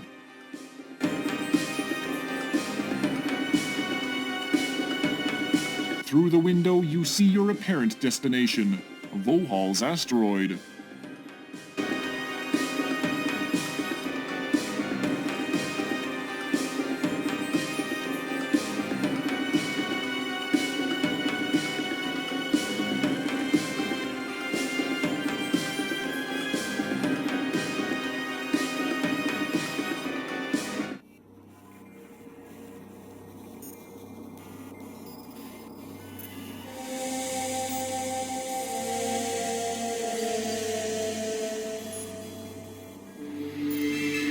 The massive bay doors meet, jarring the entire vehicle bay.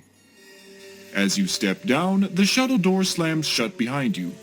You are quite surprised not to find several of Vohaul's guards waiting to greet you. You begin to ponder what the twisted scientists might have in store for you.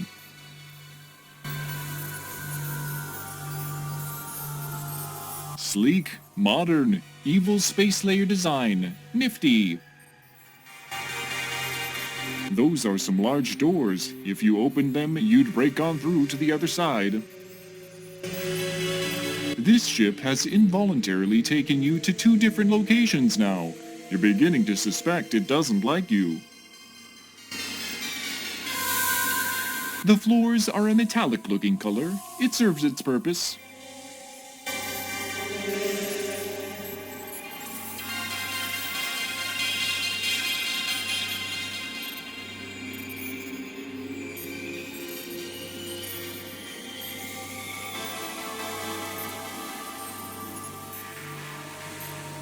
This is a transporter tube. It sucks. Literally. You just need to walk there for it to work.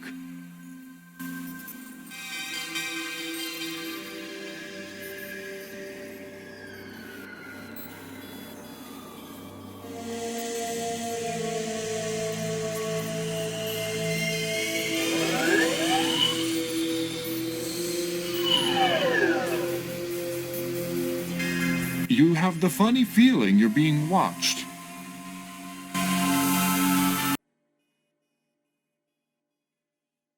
The walls here on level 5's elevator room seem a bit cleaner than the previous levels. Someone must take special care to keep this level immaculate.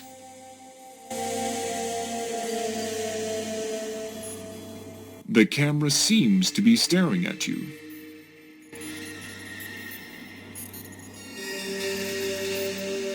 Finally, weapons!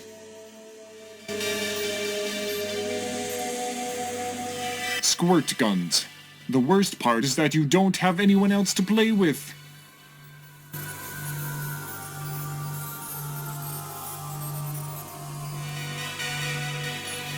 The metal plate on this device reads Boredom Monitor.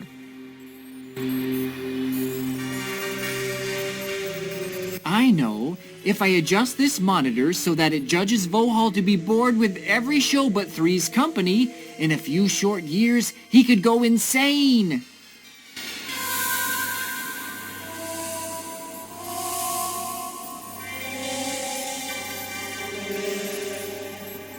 There is a card sitting on the desk. Exciting, isn't it?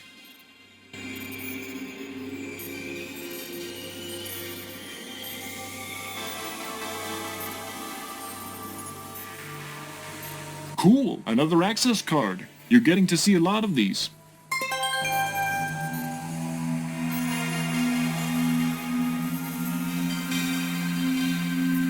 The access card has a picture of an ape guard on it.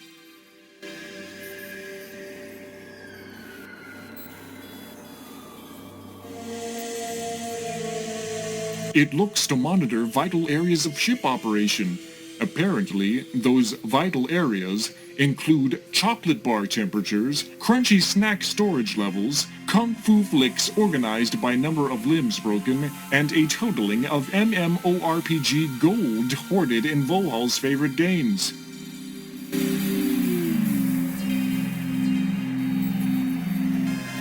It's a force field. It's there to stop the bad guys getting out. Try walking towards it.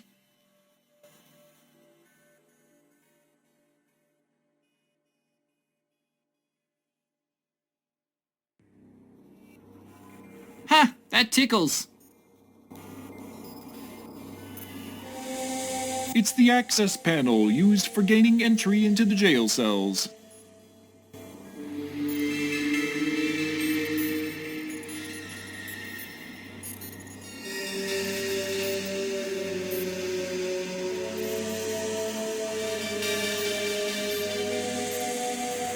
That didn't work. Maybe the code is written down somewhere.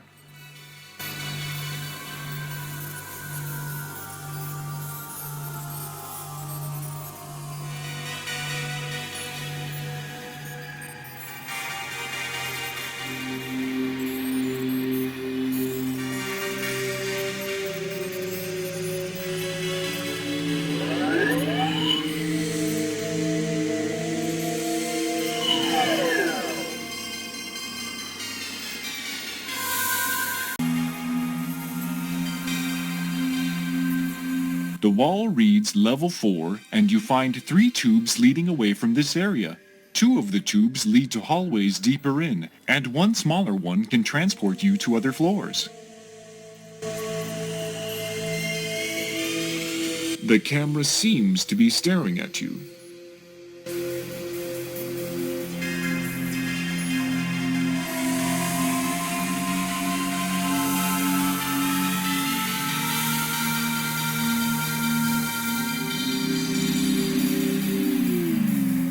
Though there seems to be carpeting on the floor, you see nothing else of interest.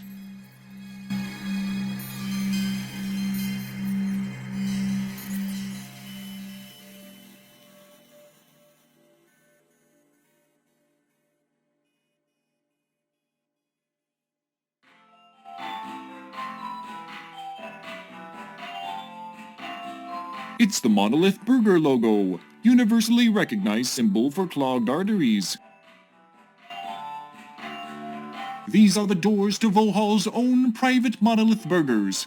He's like Richie Rich, except he's evil.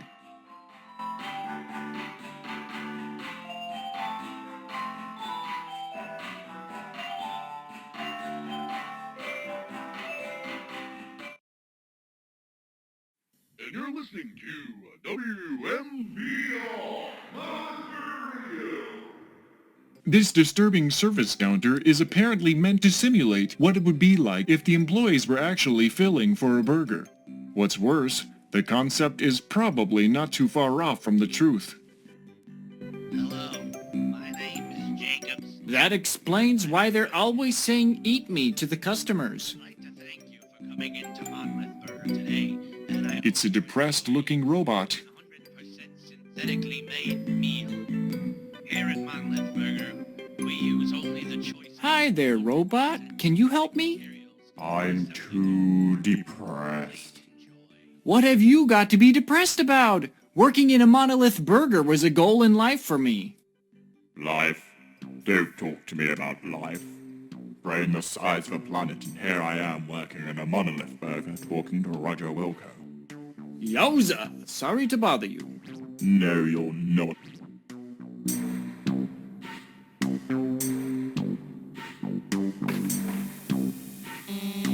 Don't touch me.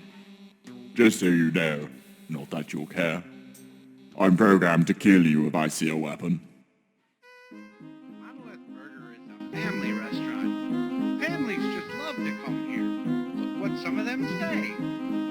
I bring my children to Monolith Burger 3 times a week, and they only get sick twice. Amazing! Families love Monolith Burger. Apparently, this raised platform is intended for the corpulent presence of only Vohal himself. Apparently, this raised platform is intended for the corpulent presence of only Vohal himself. This has to be Vohal's chair. It stinks like butt sweat. 36? Are you tired of soup? Sit in Vohal's chair? Roger would like that almost as little as I would like sharing underwear with him after one of his no-showering benders. Yup, butt sweat. That's just sick, man. Sick.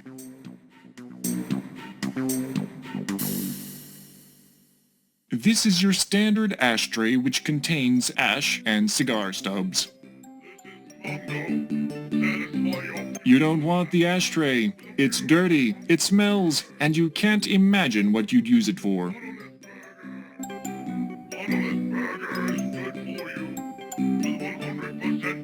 It's a cheap sick lighter.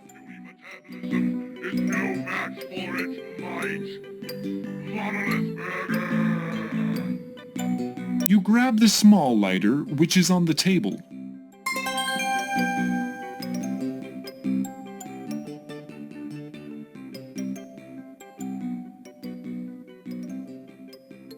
The sick lighter is almost empty.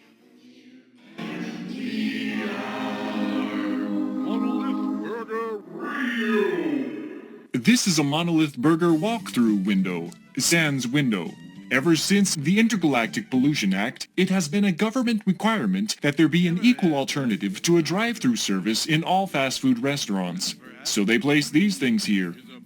It acts a lot like the counter a few inches away, but it's much more inconvenient. Free up any of that excess gas which may be existing in your digestive system. It may even unclog all that nasty stuff in your digestive system. So come into Monolith Burger. You push the service button, but no one waits on you.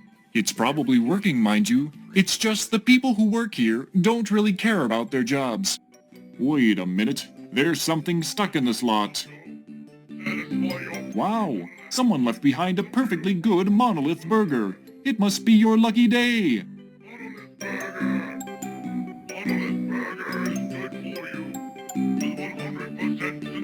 It's a Monolith Burger. There's no match for its might. Monolith Burger. What is probably a trash receptacle looks to be some kind of rubber donut lying discarded on the floor. They splash the characteristic M's of the Monolith Burger around as if they are afraid you might forget their brand name and never return. What you be needing is a Big Mono, the galaxy's first 100% synthetic love burger. Ever feel like you need to be loved up by an alien of the Vohauls 5.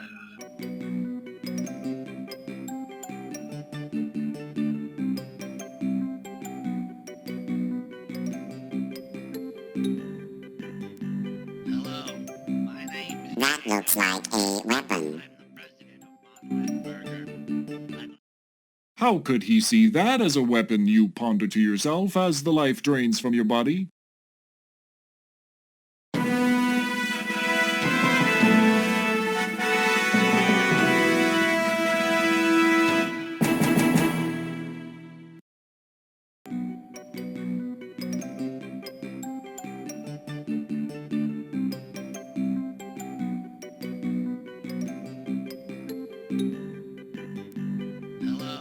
It's Astro Chicken! You thought he was just a character from a computer game, like the Pope. I'd like to thank you for coming into Monolith Burger today, and I hope you enjoy your... You're speechless in front of your hero. Here at Monolith Burger, we use only the choicest 100% synthetic... This isn't King's Quest III, another great remake by Infamous Adventures. You don't need his feathers, and you're not creating a spell.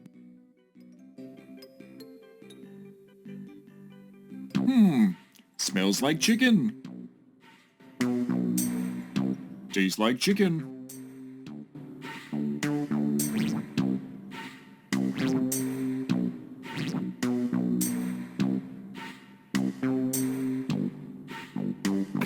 It's your standard, tacky bathroom-style flooring.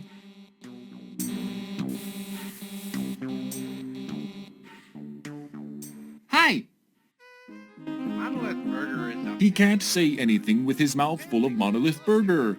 You'd better find a better time and a different place to talk to this guy. My children to Monolith Burger 3 times a week, and they only get sick twice. Jupe would ninja you, but he is busy enjoying his Monolith Burger meal.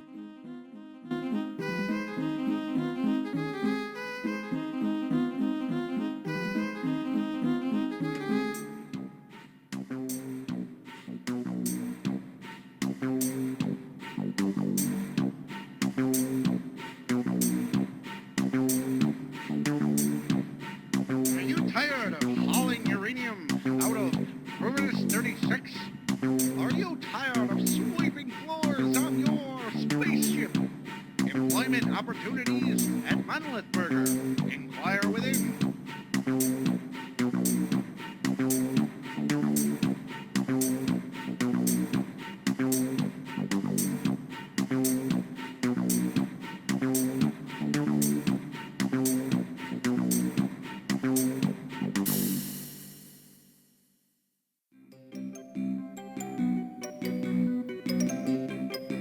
It's a weird, purple-looking alien.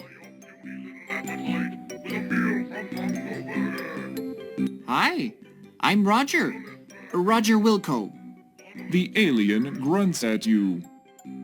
Represent synthetic materials. Your puny metabolism is no match for its might. Don't touch the alien. Don't you know it's rude to go around sniffing people? Don't you know it's rude to go around licking people? Monolith Burger Review.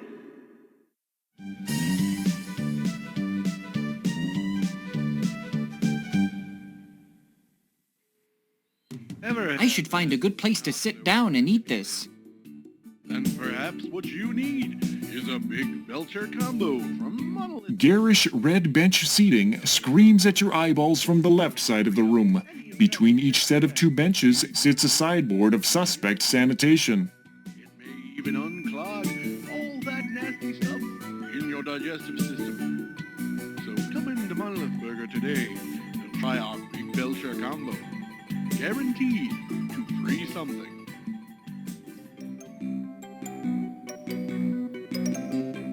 This is Mongo.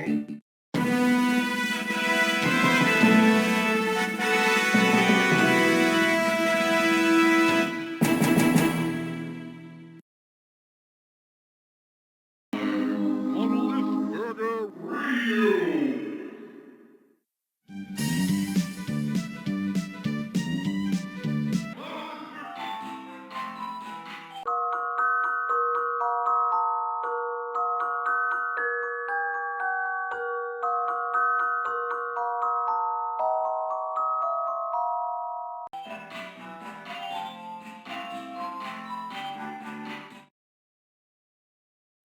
and you're listening to WMVR. It's a depressed-looking robot.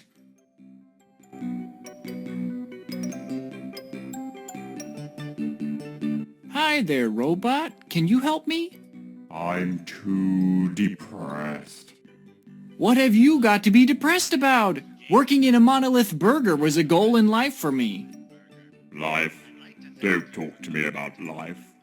Brain the size of a planet, and here I am working in a monolith burger talking to Roger Wilco. Yowza! Sorry to bother you. No, you're not. 100% synthetic materials in assembling your meal. Please enjoy.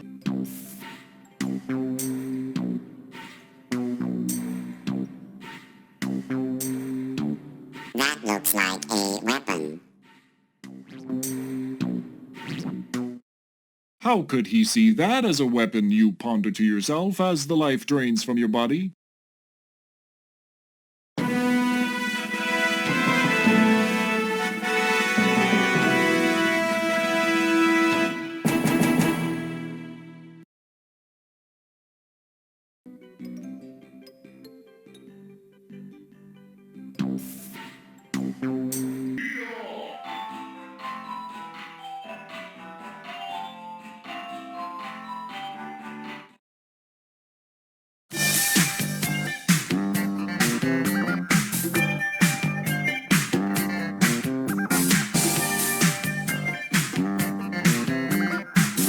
Have you seen these guys before?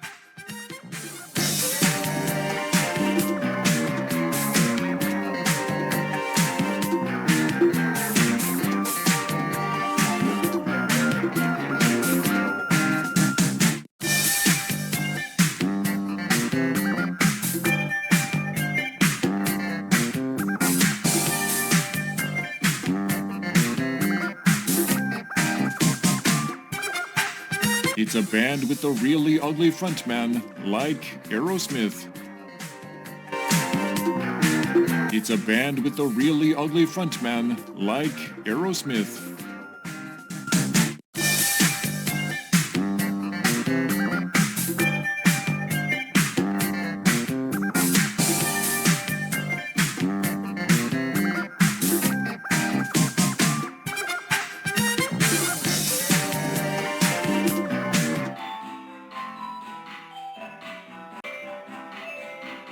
Apparently, people are meant to feel very welcome coming to this area. Or perhaps they are meant to feel very welcome to leave.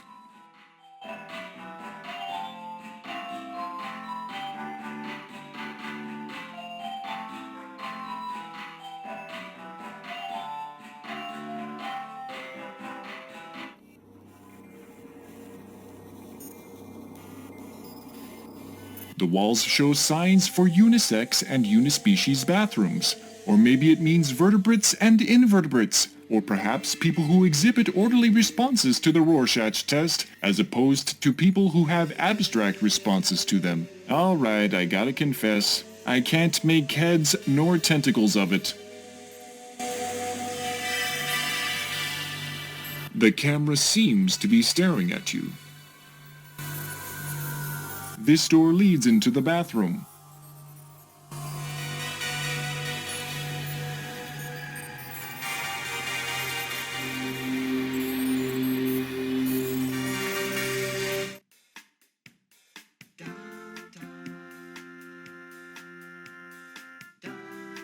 The walls are covered in an easy-to-hose-down synthetic material. Attached to them in various locations are devices designed to efficiently collect waste products from the life forms which are able to physically match up to them. You see graffiti all over the wall, ready for reading. Horny cyborgs. Call 0110011010110100110100110011001. There once was a tentacled frust that was very consumed by his lust. He always would tickle at women most fickle, and found their rejection unjust. Then a girl said, "If you want my bust, you must wash off your tentacles dust." He ran off to the bowels and stuck to his poles. Then his love life ended, he flushed. You see, holographic Evil Lincoln was here. Underneath reads, "So was Kirk."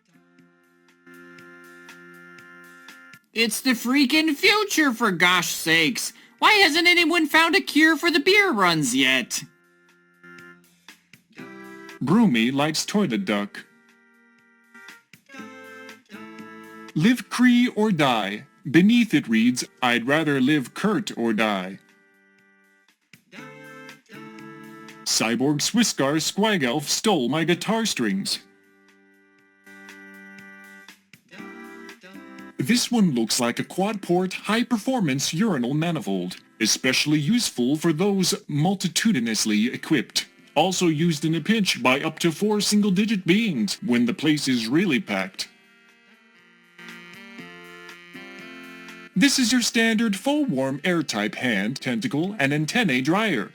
The settings are normal, strong, forceful, hurricane, and not quite enough to dry you. It's stuck on the last setting.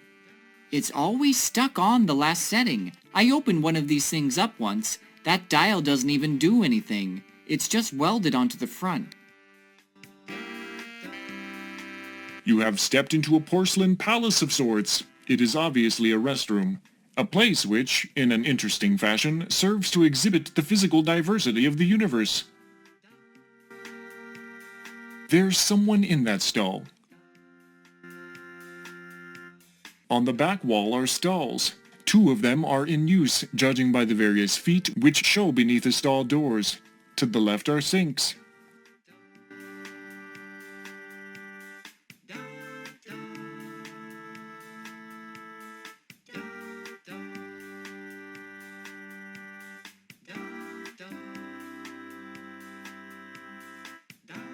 The toilet paper dispenser is of the single sheet variety. It does seem to be mounted high up on the wall though. Maybe this stall is for taller aliens? You take some of the toilet paper. You never know when it's going to come in handy. The sound comes from one of the occupied stalls, you think. Suddenly, one of your senses downloads an extremely negative air quality report. For some reason, the name John springs to mind.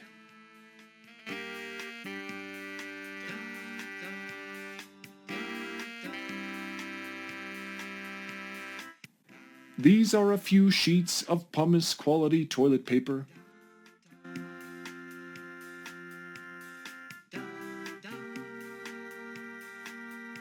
The writing etched on the wall is in various languages. One large message reads, The writing etched on the wall is in various languages. One large message reads, Ken was here. So was Al, but we had to repaint afterward. The writing etched on the wall is in various languages. One large message reads, For a good time call Jerry. Ask for Leonard. The writing etched on the wall is in various languages. One large message reads, You're right, RD. Sierra is an alien outpost, and it certainly puts to rest some myths regarding superior life forms. The writing etched on the wall is in various languages. One large message reads, The writing etched on the wall is in various languages. One large message reads,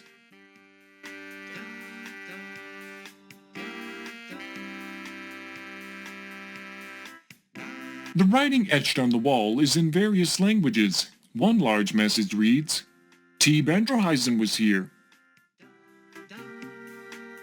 The writing etched on the wall is in various languages. One large message reads,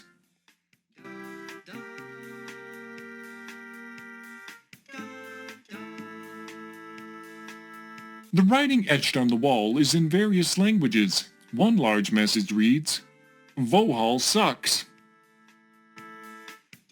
The writing etched on the wall is in various languages. One large message reads, Vohauls sucks. Someone has tried in vain to cross it out. Pressing this button will, wait for it, exit you from this screen. Genius gameplay, that.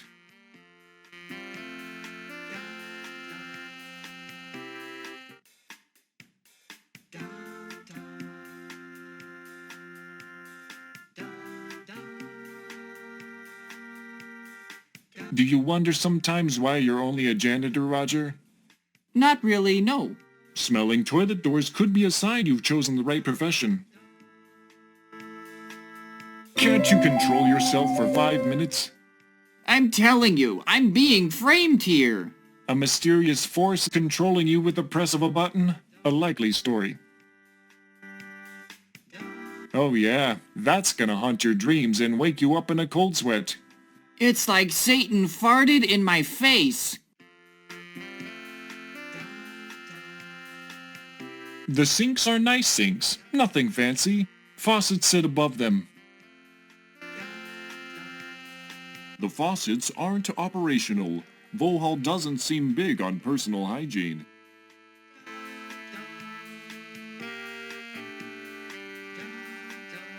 Darn, another pimple.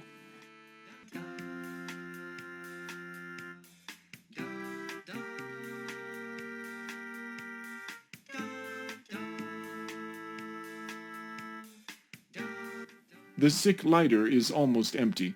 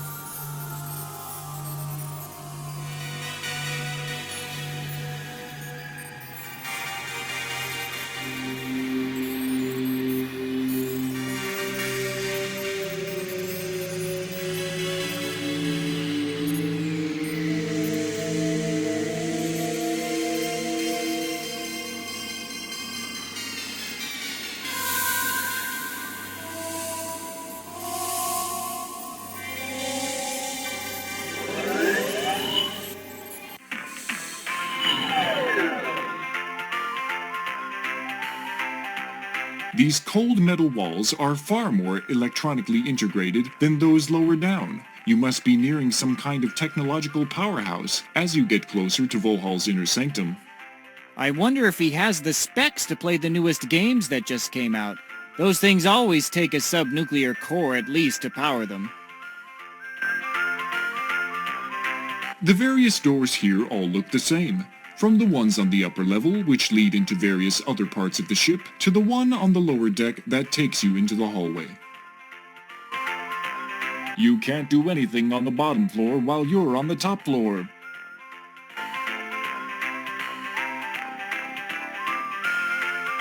This door is locked.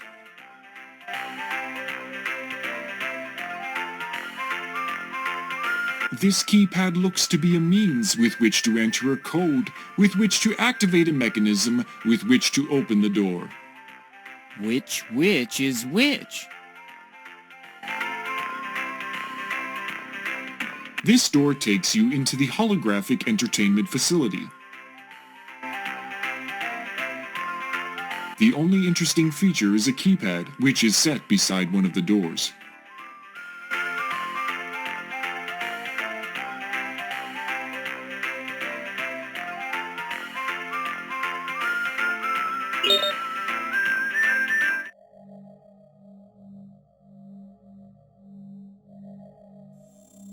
This is your standard holographic entertainment room. This table seems to be used for various craft-related activities. How strange. It seems to be a cutter for glass.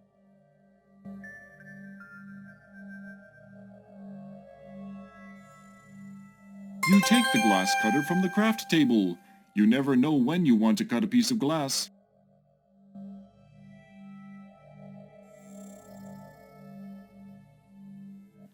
The glass cutter looks like it's seen a lot of use.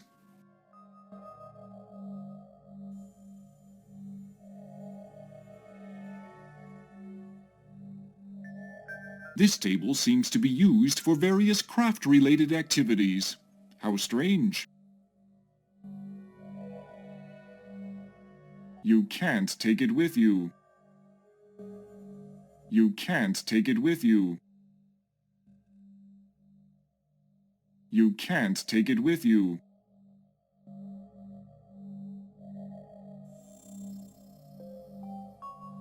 Ah, the arcade claw grabber game. Your secret addiction. Your skills at this game are of some renown. It's only self-renown, but that's good enough for you. Unfortunately, this particular machine doesn't work.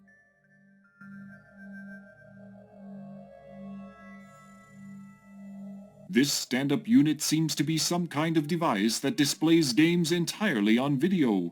Retro doesn't begin to describe how old this game is.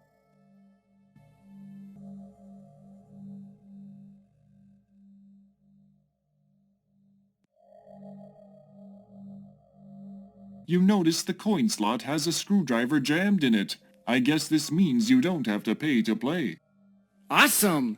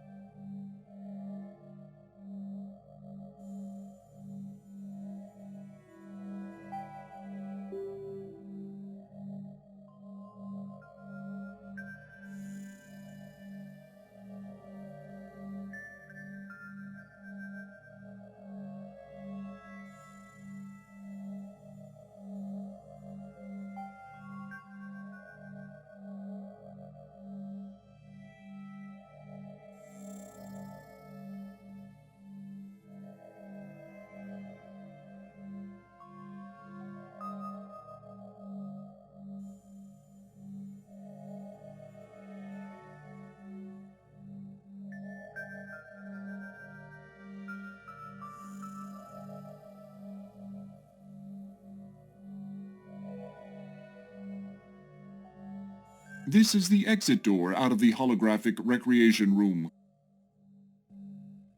This is the primary control panel for this room.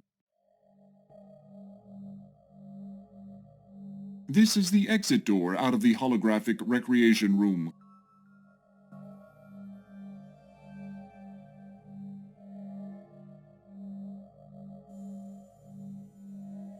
You start pressing buttons until one of them finally opens the doors.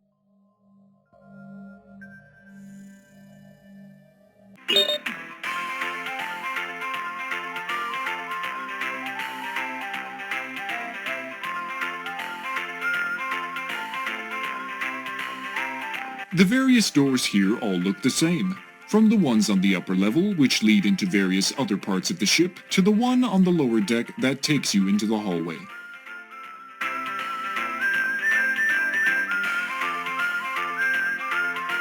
This door is locked.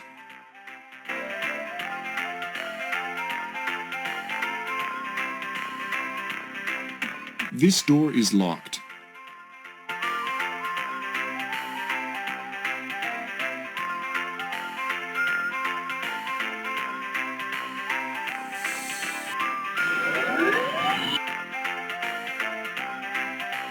The Scrub-O-Matic is happily going about its duties. Be careful, those things don't take kindly to people messing up the floors they are cleaning.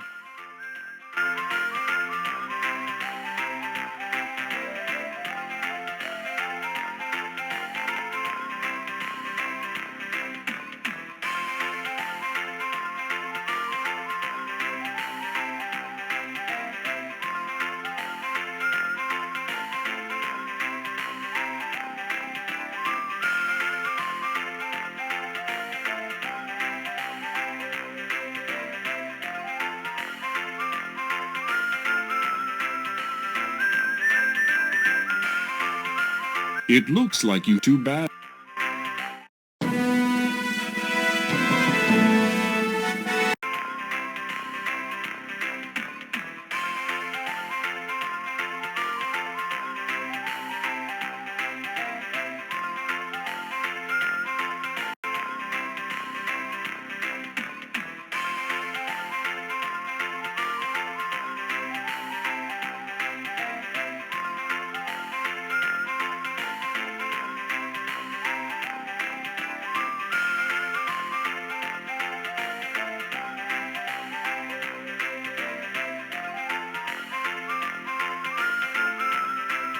It looks like you have been formally introduced to the floor waxer. You now consist of a very thin yet glossy floor covering. Too bad. You seemed to be making relatively good progress.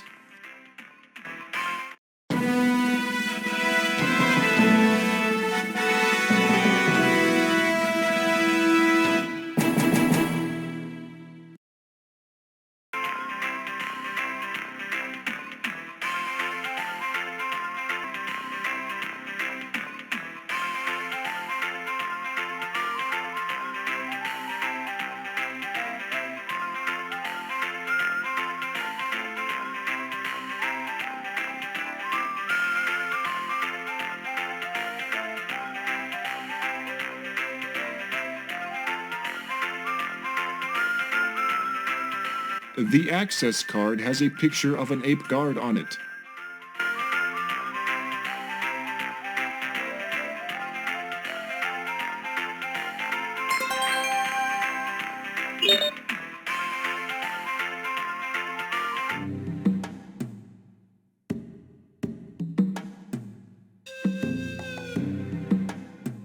The walls here are sturdy, gray for some walls and blue on others. This blue locker is likely a receptacle for personal effects that you wouldn't care to know about. It won't open. The mechanism must be fingerprint sensitive.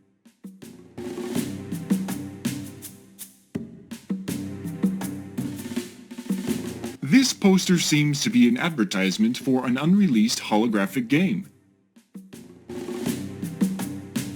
You scratch the Scratch and Regret poster. You are now prepared to regret the responses from smelling, tasting, and talking to it. I give up. What is the scratch and regret secret item supposed to be? The poster cries out, "Monkey balls!" Oh, it's his special weapon in the game. Some kind of biological armament made in alien sweatshops. It smells a teeny bit like bananas and sweaty fur. But there is a cloying, pungent smell at the forefront that makes your eyes water. It almost tastes like rancid meat. But even rancid meat tastes less offensive than this. You can't get the flavor off of your tongue. Whatever it is, you can clearly taste sweat.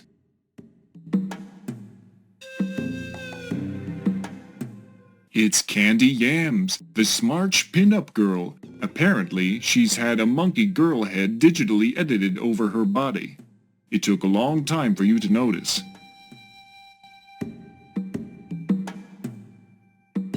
You fondle the poster for a while, but apparently it's a self-aware poster and it zaps you. You've given me a reason to tolerate the lousy Smarch weather. Don't sniff another man's poster. Let's try to keep it PG.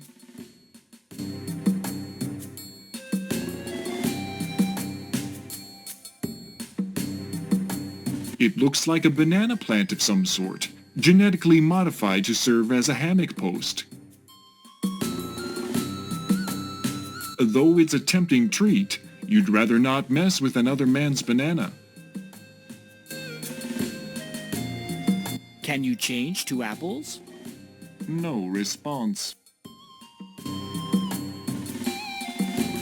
They smell and look ripe, much like your armpits. You taste a hint of vanilla.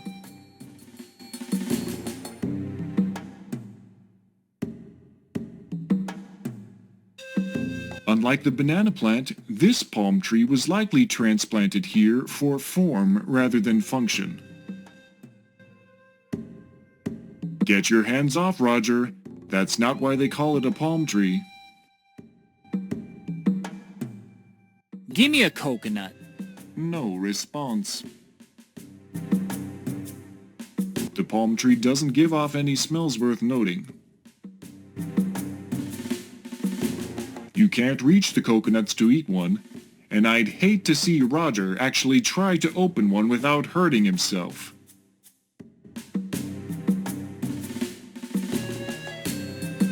This gigantic console seems to be controlled by an interface consisting of a large black directional pad, a select and start button, and two large buttons labeled A and B. Activating the power only presents the statement, "Please insert cartridge," before it powers down again.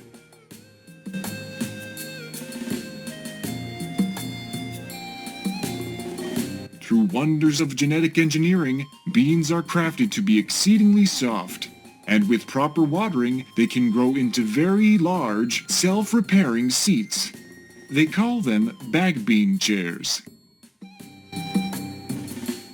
The bag bean chair feels soft and squishy. Beans, beans, the magical fruit, the more you... Stop. Just stop. This smells like a fava bag bean chair. You take a bite out of the bag bean chair even knowing that they give you gas.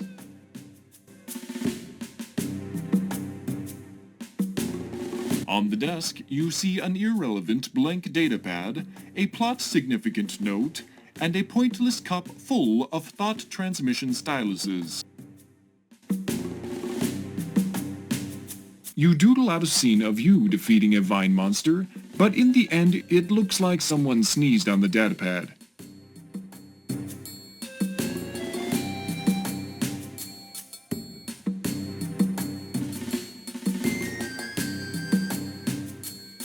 It reads 3 banana. That makes no sense to you.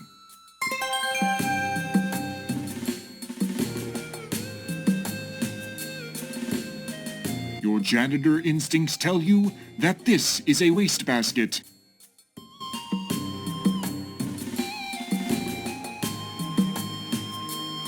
You grab the wastebasket. Aren't you amazed by how much stuff an adventure game hero can carry? You've just got to know how to pack.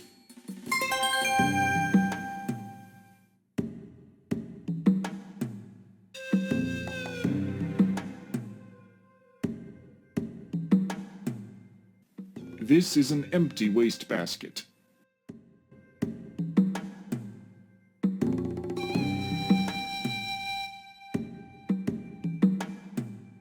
A rather comfortable-looking hammock has been erected here. Trying to rub the fabric only causes it to rock back and forth. It's made of some kind of high-friction material, likely to make the hammock more difficult to fall out of. Do you actually make fun of pigs? For the last time, it's not called a hammock because it mocks ham.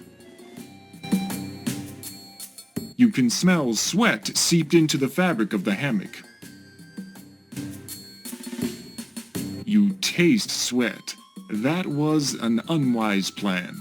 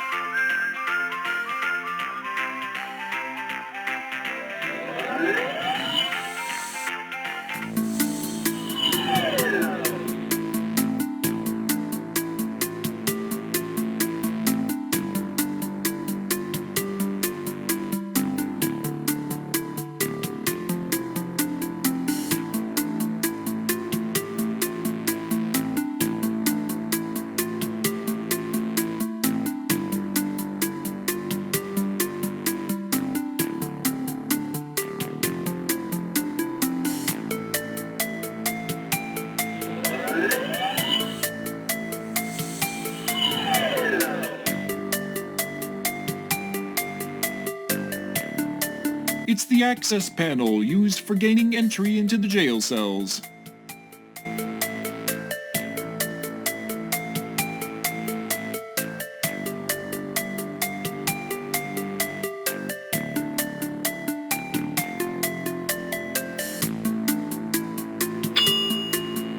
Good work. The force field has been powered down.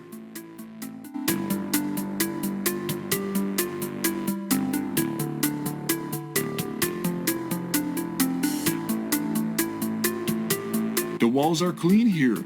Much cleaner than the walls that you wash, Roger. I'm going to pencil in 5 minutes to feel professional shame about this development next week. Then I'm going to lose the calendar.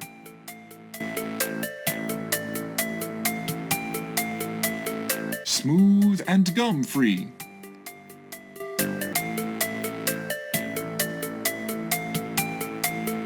That is one huge hand. You consider that the creature attached to it must have some serious power.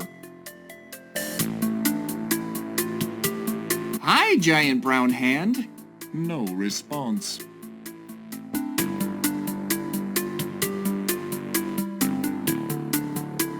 You consider shaking his hand, but decide against it.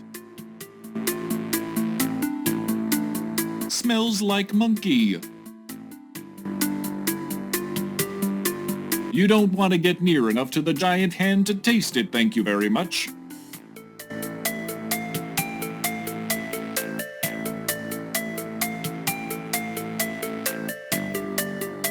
Youch! You feel alarmingly lightheaded. Apparently, you were a prime focal point for some aggression channeling by one of the caged creatures. Your headless composition indicates that your attacker possesses considerable strength, a good guy to avoid in the future. Of course, you are damaged beyond repair, and the game must end. You've made quite a bit of progress, though. Don't start screwing up now.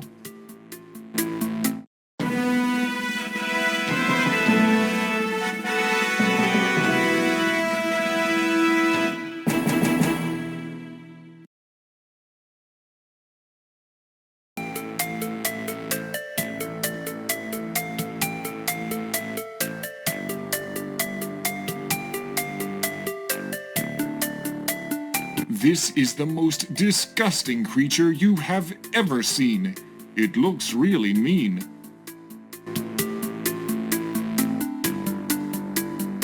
The creature says nothing to you. You wonder if it even speaks intergalactic. Let's not. I don't know where you get these ideas from, Roger.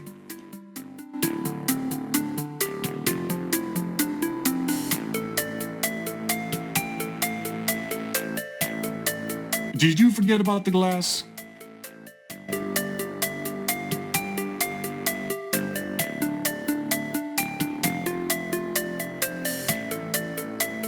It's a man. A very scary man. Hi, I'm Roger Wilco. Why are you locked up? Ah, Roger. So nice to see you. The man just looks at you and licks his lips.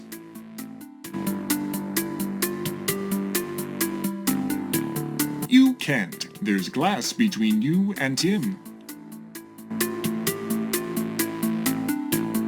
You can't smell him through the glass. That's his job, isn't it?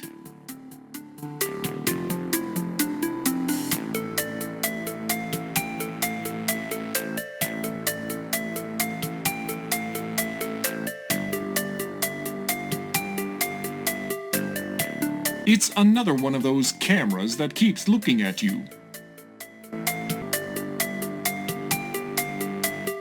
Deadly-looking beams of lasers buzz constantly with energy. It's your standard motion sensing door that annoys the hell out of midgets because the sensor is almost invariably about 4.5 feet up.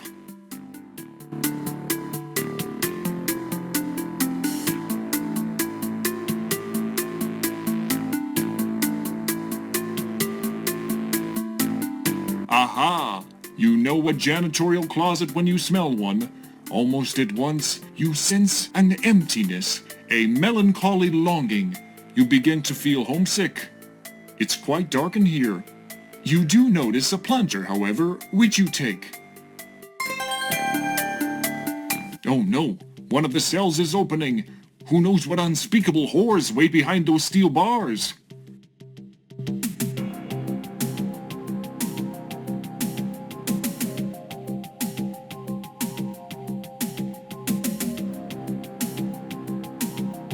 Oh, yuck.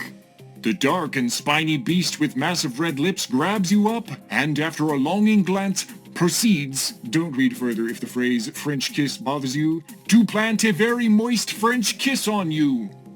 You are left quite stunned.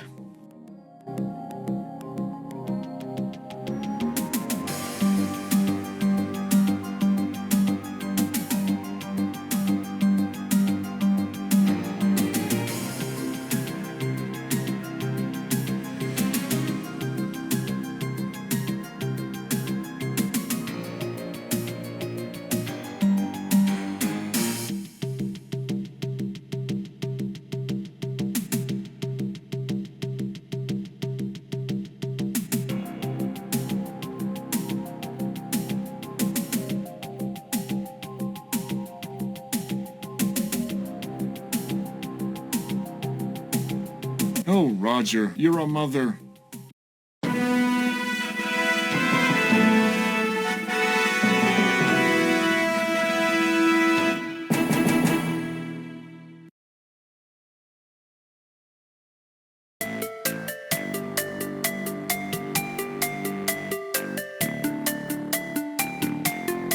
Aha!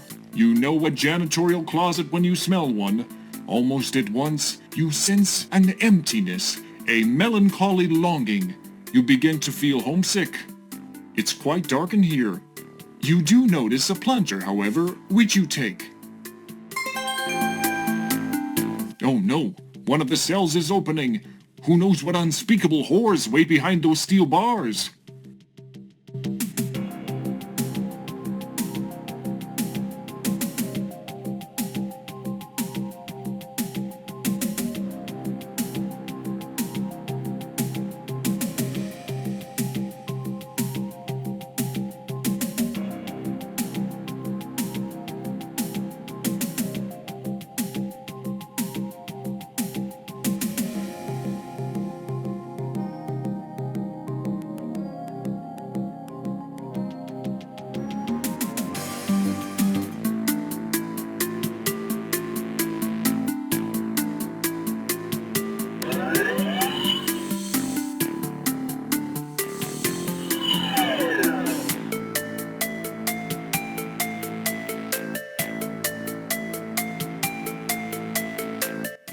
This is a standard issue plunger.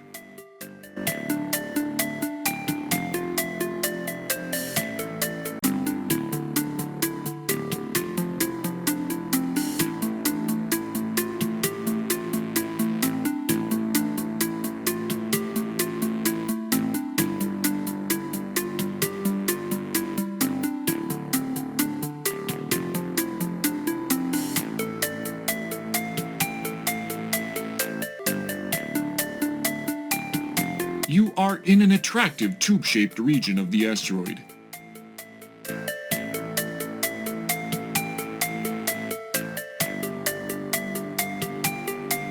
A barrier springs up before you.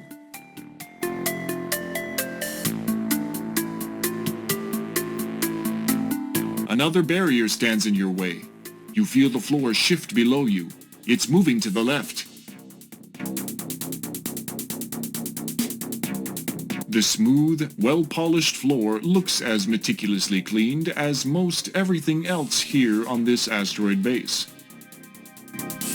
It's acid. Cool, hey?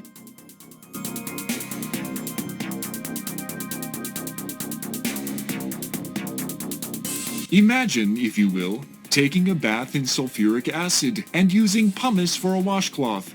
After that bit of displeasure passes, it gets much worse, as the acid slowly eats its way to the last critical organs. Finally, merciful death takes you.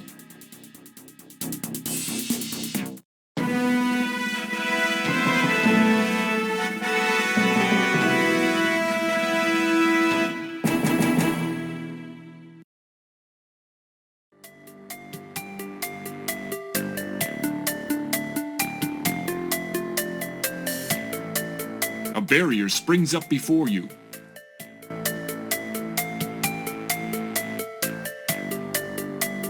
Another barrier stands in your way. You feel the floor shift below you. It's moving to the left.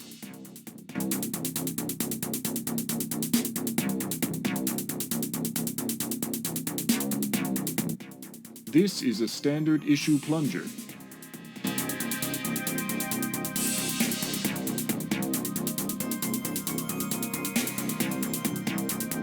Using formally uncharacteristic creativity, you apply the suction cup-like plunger to the smooth metal finish and hang on for dear life. Once a janitor, always a janitor.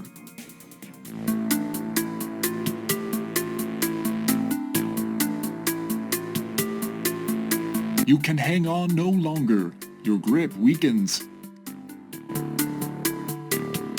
Imagine, if you will, taking a bath in sulfuric acid and using pumice for a washcloth. After that bit of displeasure passes, it gets much worse, as the acid slowly eats its way to the last critical organs. Finally, merciful death takes you.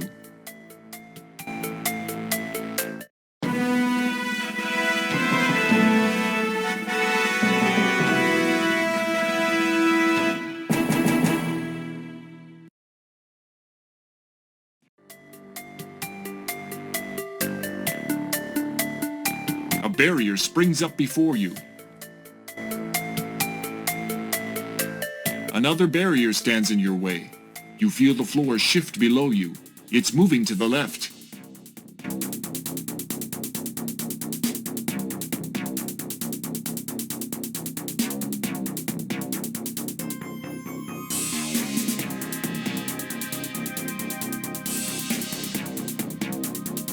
Using formerly uncharacteristic creativity, you apply the suction cup-like plunger to the smooth metal finish and hang on for dear life.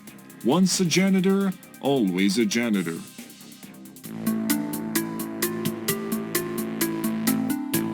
You release your grip and drop back down.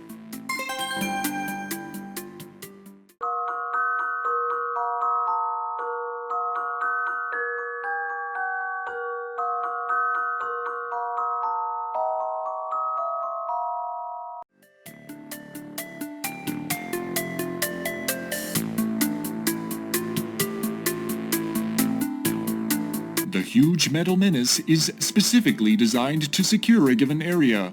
When not busy, it is plugged into the wall recharging.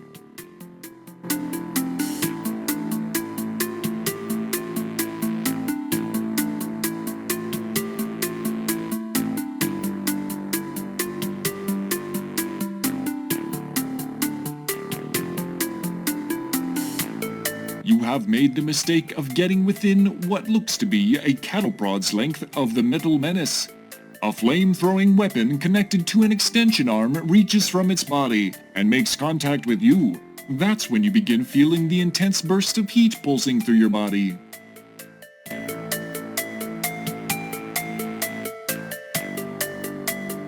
As you can see, you amount to little more than a hill of laser-fried beans. You've come a long way only to be torched. Keep up the fine work.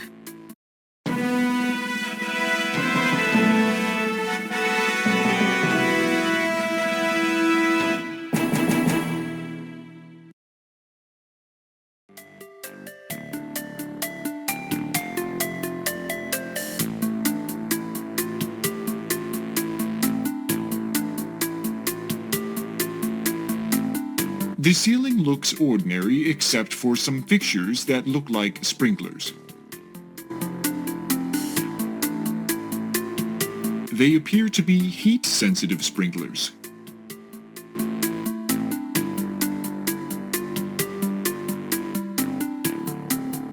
This is an empty wastebasket.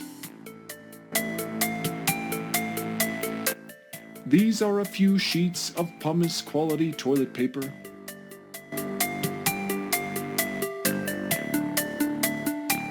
Great idea! You add the paper to the basket.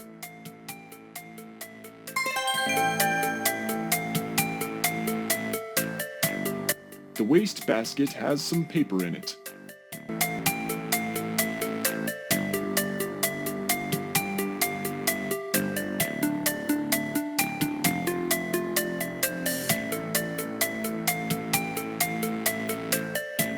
You look for a good place to put your basket down.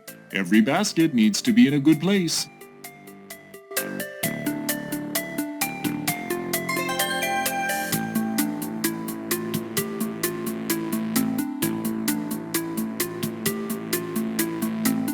The sick lighter is almost empty.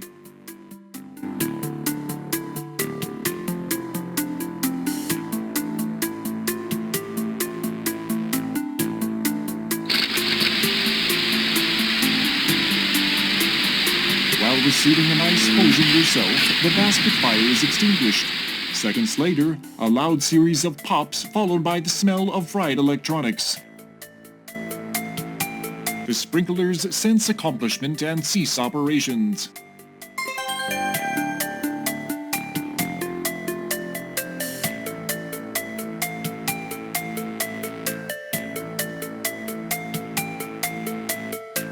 The huge metal menace is specifically designed to secure a given area.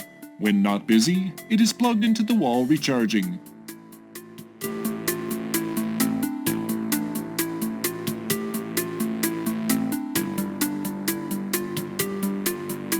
Your fire and subsequent shower seems to have shorted out the burnished bullies.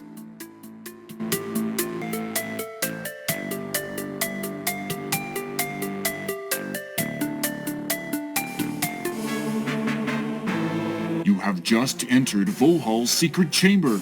The evil one himself is seated before a large console high on a platform in the center of the room. Standing obliviously ready are many of the dreaded salesman clones.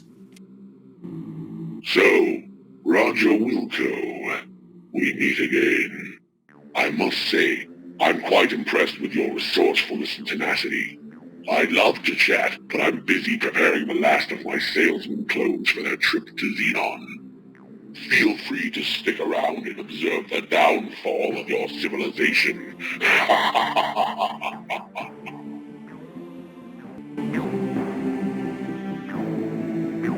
A genetically engineered insurance salesman, ready to be set loose on the universe. Boy, that Vohaul is a real evil mastermind. You can't pick up the salesman. The glass tube is too heavy. Hello there, salesman. The salesman looks at you with a blank look and says nothing.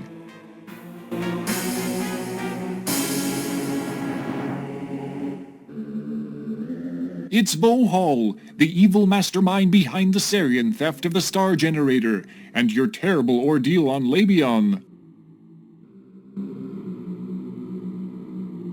I don't suppose I could talk you into surrender?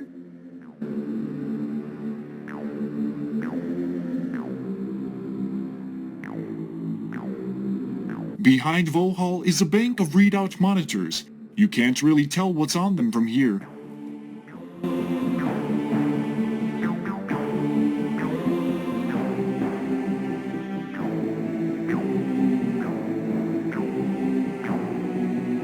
Going somewhere?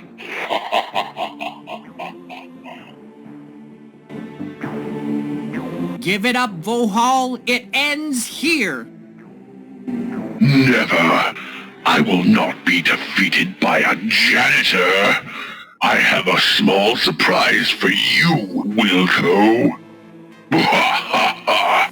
You feel a beam of light emitting from a unit in the ceiling.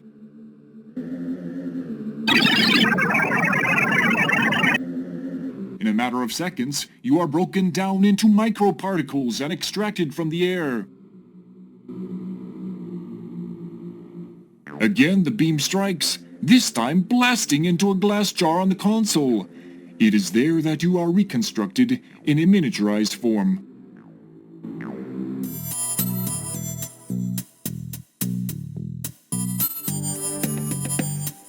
Well, I'll be darned. My miniaturization beam does work. In the old days, I'd test these things on myself, but, as you may have noticed by my appearance, being my own guinea pig has had its disadvantages. I guess this will keep you out of my way once and for all. You'll make a nice conversation piece. With that, Vohaul turns away to put finishing touches on Xenon's fate.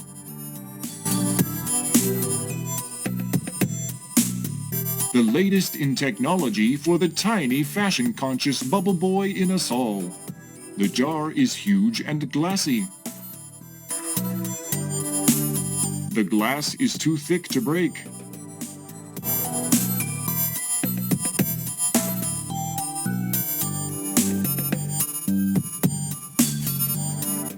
The glass cutter looks like it's seen a lot of use.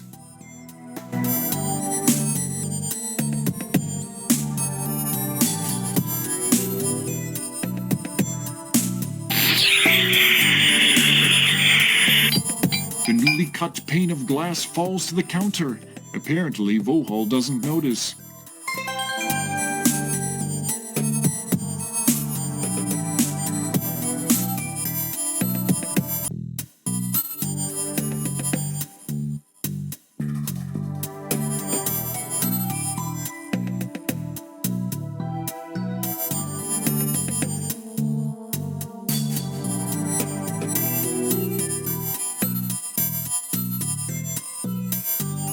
Darn it, Roger. I guess his lardness got a little fed up with your meddling. You've been redesigned once again, revealing a permanent overhead view. You resemble one of those wonderfully colorful mosaics commonly found on windshields.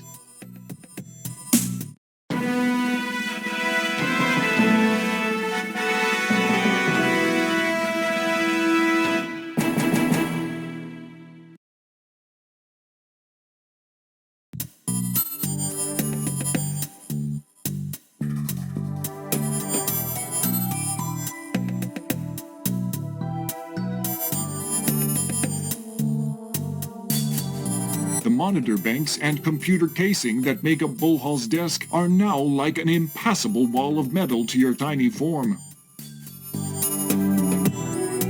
As you turn your attention to the vent, you notice it to be quite dark.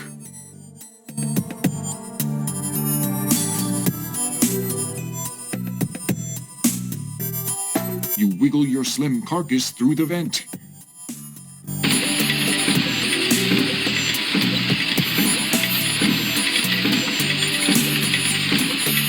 The walls are mostly featureless, except for the large button on the back wall.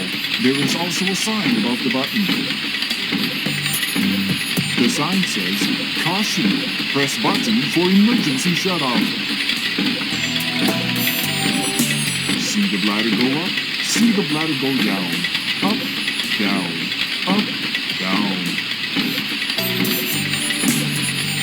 Judging from those two hoses coming in from outside, you guess that this is the inner workings of Vohaul's life support system. A respirator pumps oxygen into his lungs, while a pump on the back wall forces blood through filters.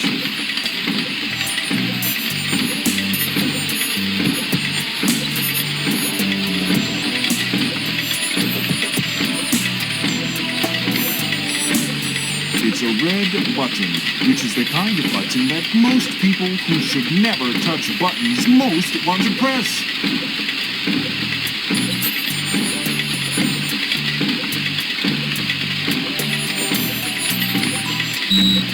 Way to go, Roger! You've just disconnected Vohaul's life support system. He's a goner without it.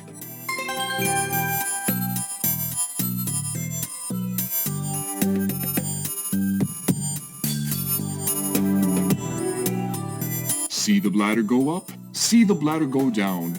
Up, down, up, down.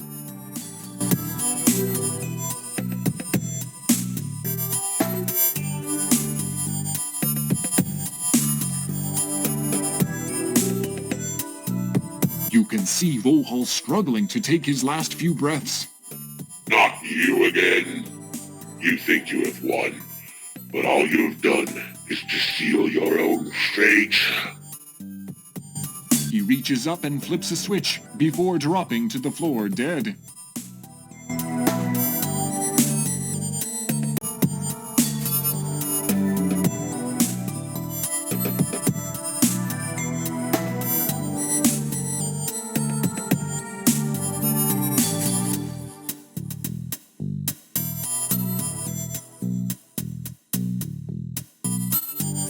The side walls are nondescript. The back one has a switch and two displays.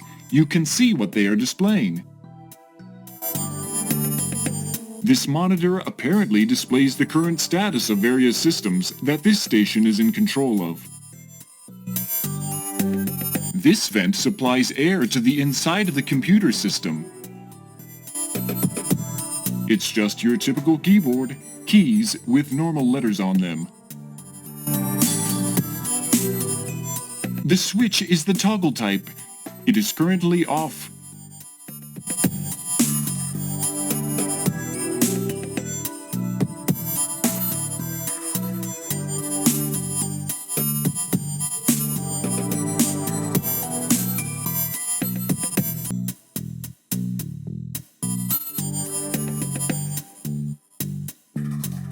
Type the action you would like to perform, press enter when finished.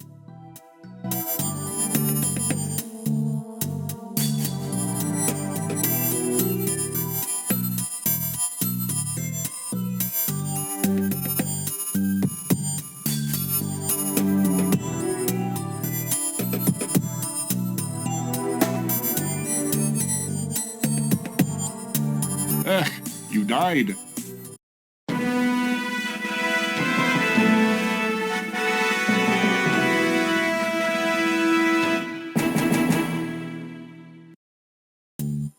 Type the action you would like to perform, press enter when finished.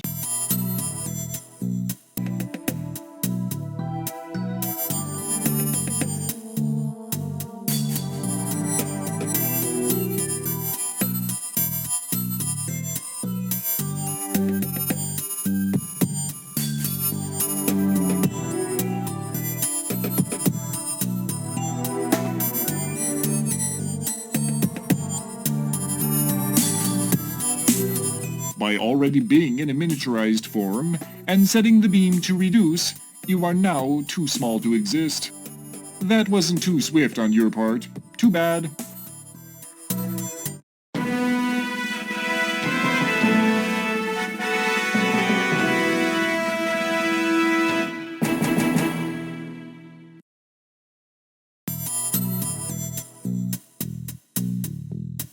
Type the action you would like to perform, press enter when finished.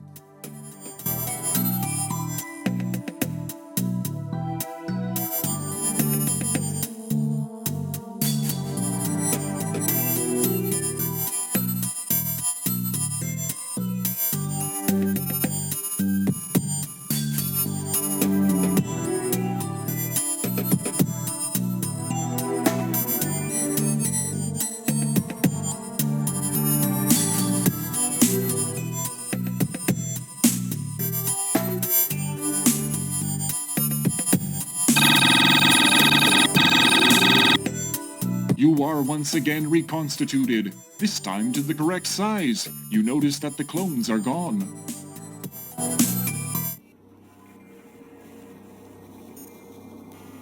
Vohaul's dead, hulking slab of flesh is loosely arranged at the base of the chair.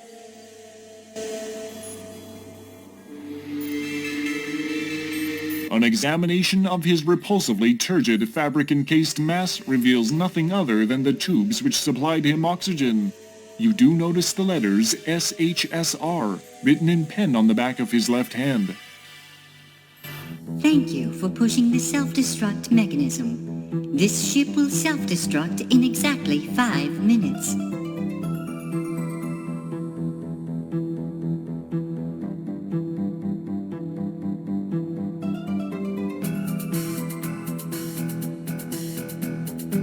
There's a lot of information on the screen. Oh no!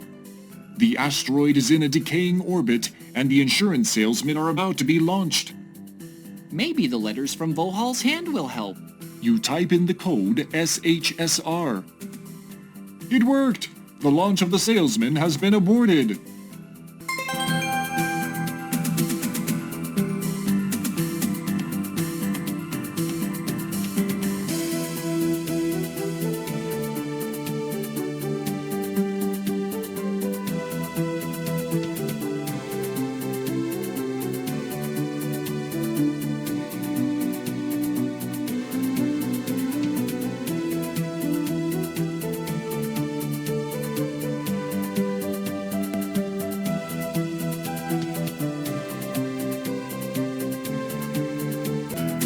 Self-destruct will commence in 4 minutes.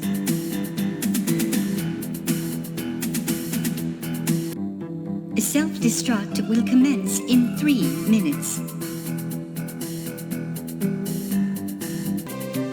Self-destruct will commence in 2 minutes. Self-destruct will commence in exactly 1 minute. This is your last chance to push the self-destruct cancellation button. Cancellation button? Oh, now she tells me.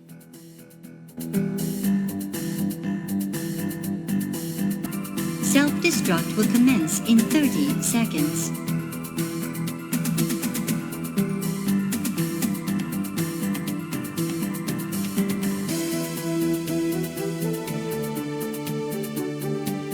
Countdown to self-destruct begins. 10, 9, 8, 6. 6? What about 7? Just kidding. 7, 6, 5, 4, 3, 2, 1. Goodbye, world!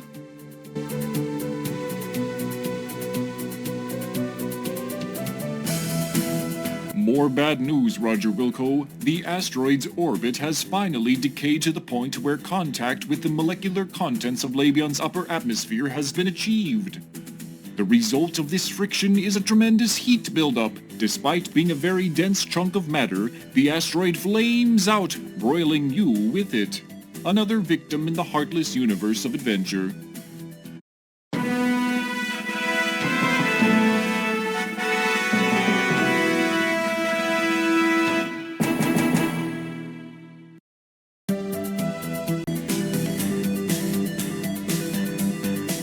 This stairwell leads into the emergency tunnels of the ship, it would seem.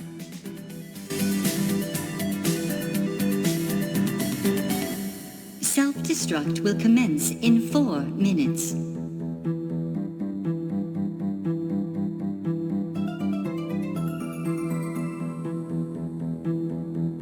You are walking through a clear tubular passageway, which seems to wind in and out along the outer perimeter of the asteroid.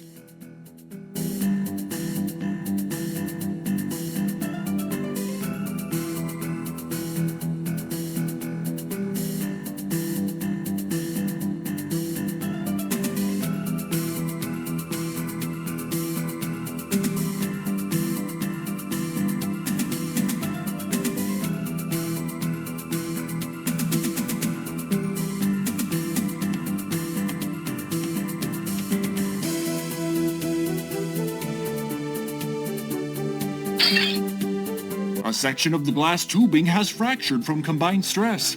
The pressurized atmosphere rushes for the relative vacuum of space.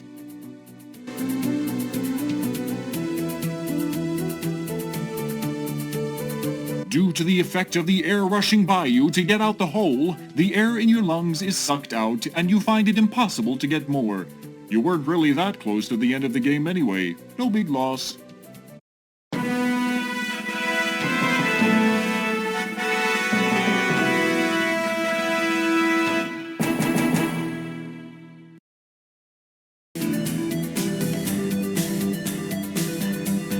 This stairwell leads into the emergency tunnels of the ship, it would seem.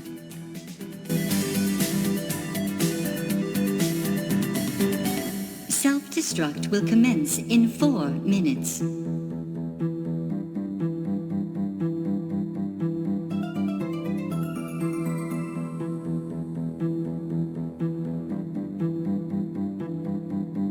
The box is actually an oxygen mask receptacle. It is currently closed. You open the box, and noticing an oxygen mask, remove it and close the box.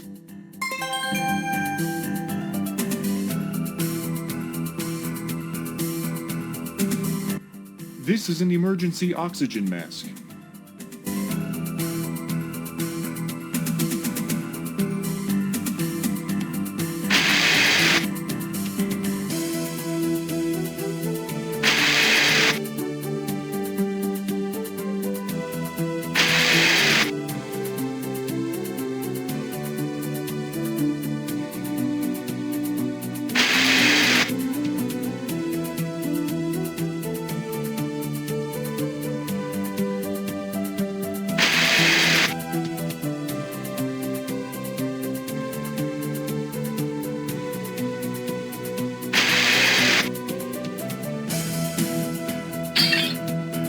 A section of the glass tubing has fractured from combined stress. The pressurized atmosphere rushes for the relative vacuum of space.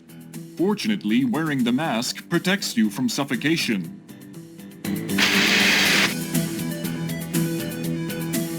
No longer needing the mask, you remove it and stow it for later use.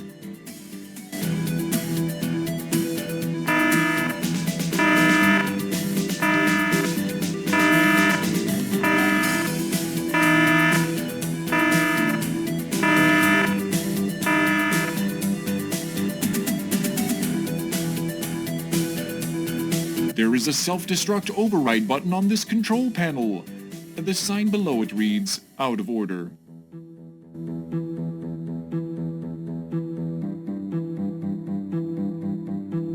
press the button, but it won't move. It probably just needs some lubrication.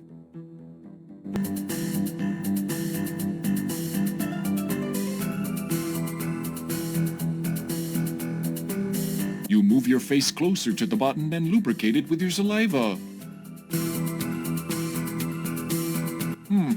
That didn't work.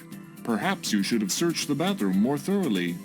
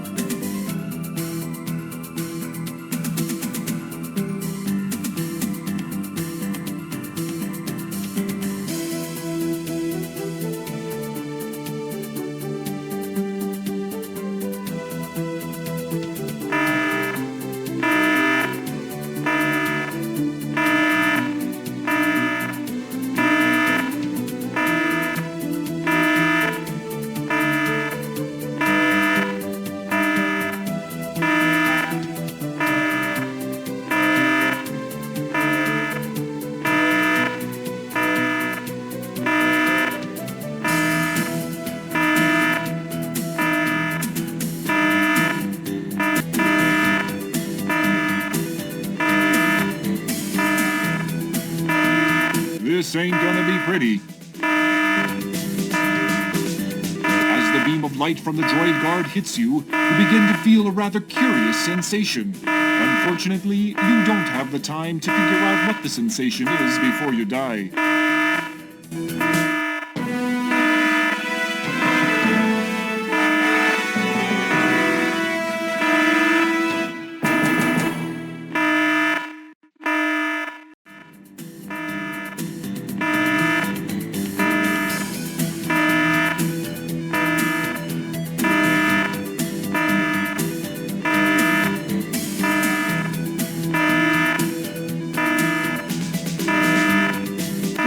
Has apparently decided that it is permissible for you to be here.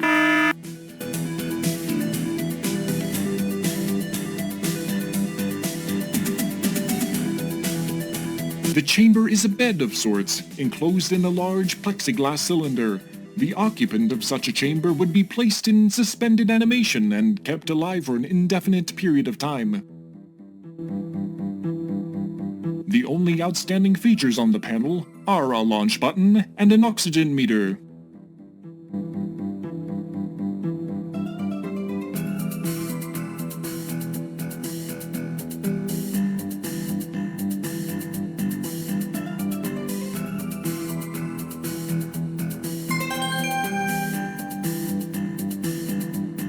You hit the big red button marked Escape.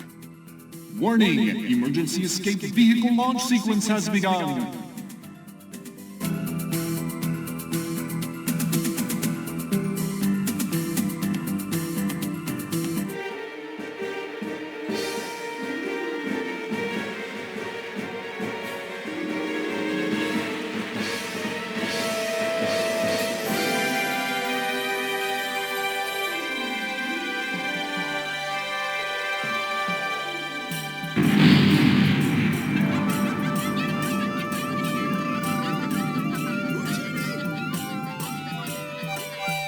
Phew! You're going to have to stop cutting these escapes so close, Roger. Well, you must feel pretty good right now. You've stopped Vohaul from carrying out his threat of salesman infestation, ultimately destroying the twisted scientist himself. You also managed to save your own skin. And just look at that score. Pretty darned impressive. Suddenly, a warning signal draws your attention to the front oxygen meter. It reads low and dropping fast. This is just great. You knew it was too good to be true. You have maybe 5 minutes of air left. Well, Roger, it was nice knowing you.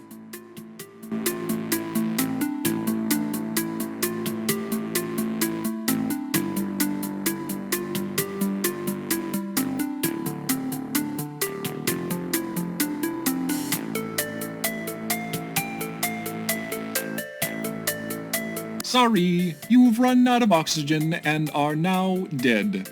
Your death is a lonely event occurring in an utterly desolate setting, alone in the knowledge that you have spared Xenon an incredibly horrible fate. You must now deal with the downside of self-sacrifice.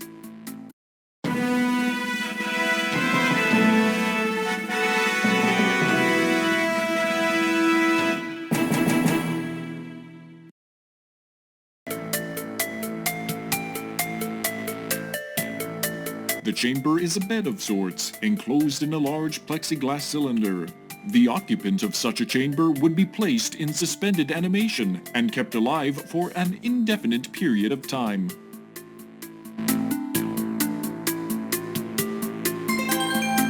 You slide down the plexiglass cover. You make the split-second decision to enter the sleep chamber. It seals automatically. Soon you are overcome by a pleasant drowsiness. This is certainly better than suffocating. You begin to drift away into a deep sleep with the satisfaction you have accomplished your task. You've come through in the clutch and you deserve a nice long rest. Now, if someone would just pick you up somewhere along the way. So long, Roger Wilco, and thanks again for saving your people.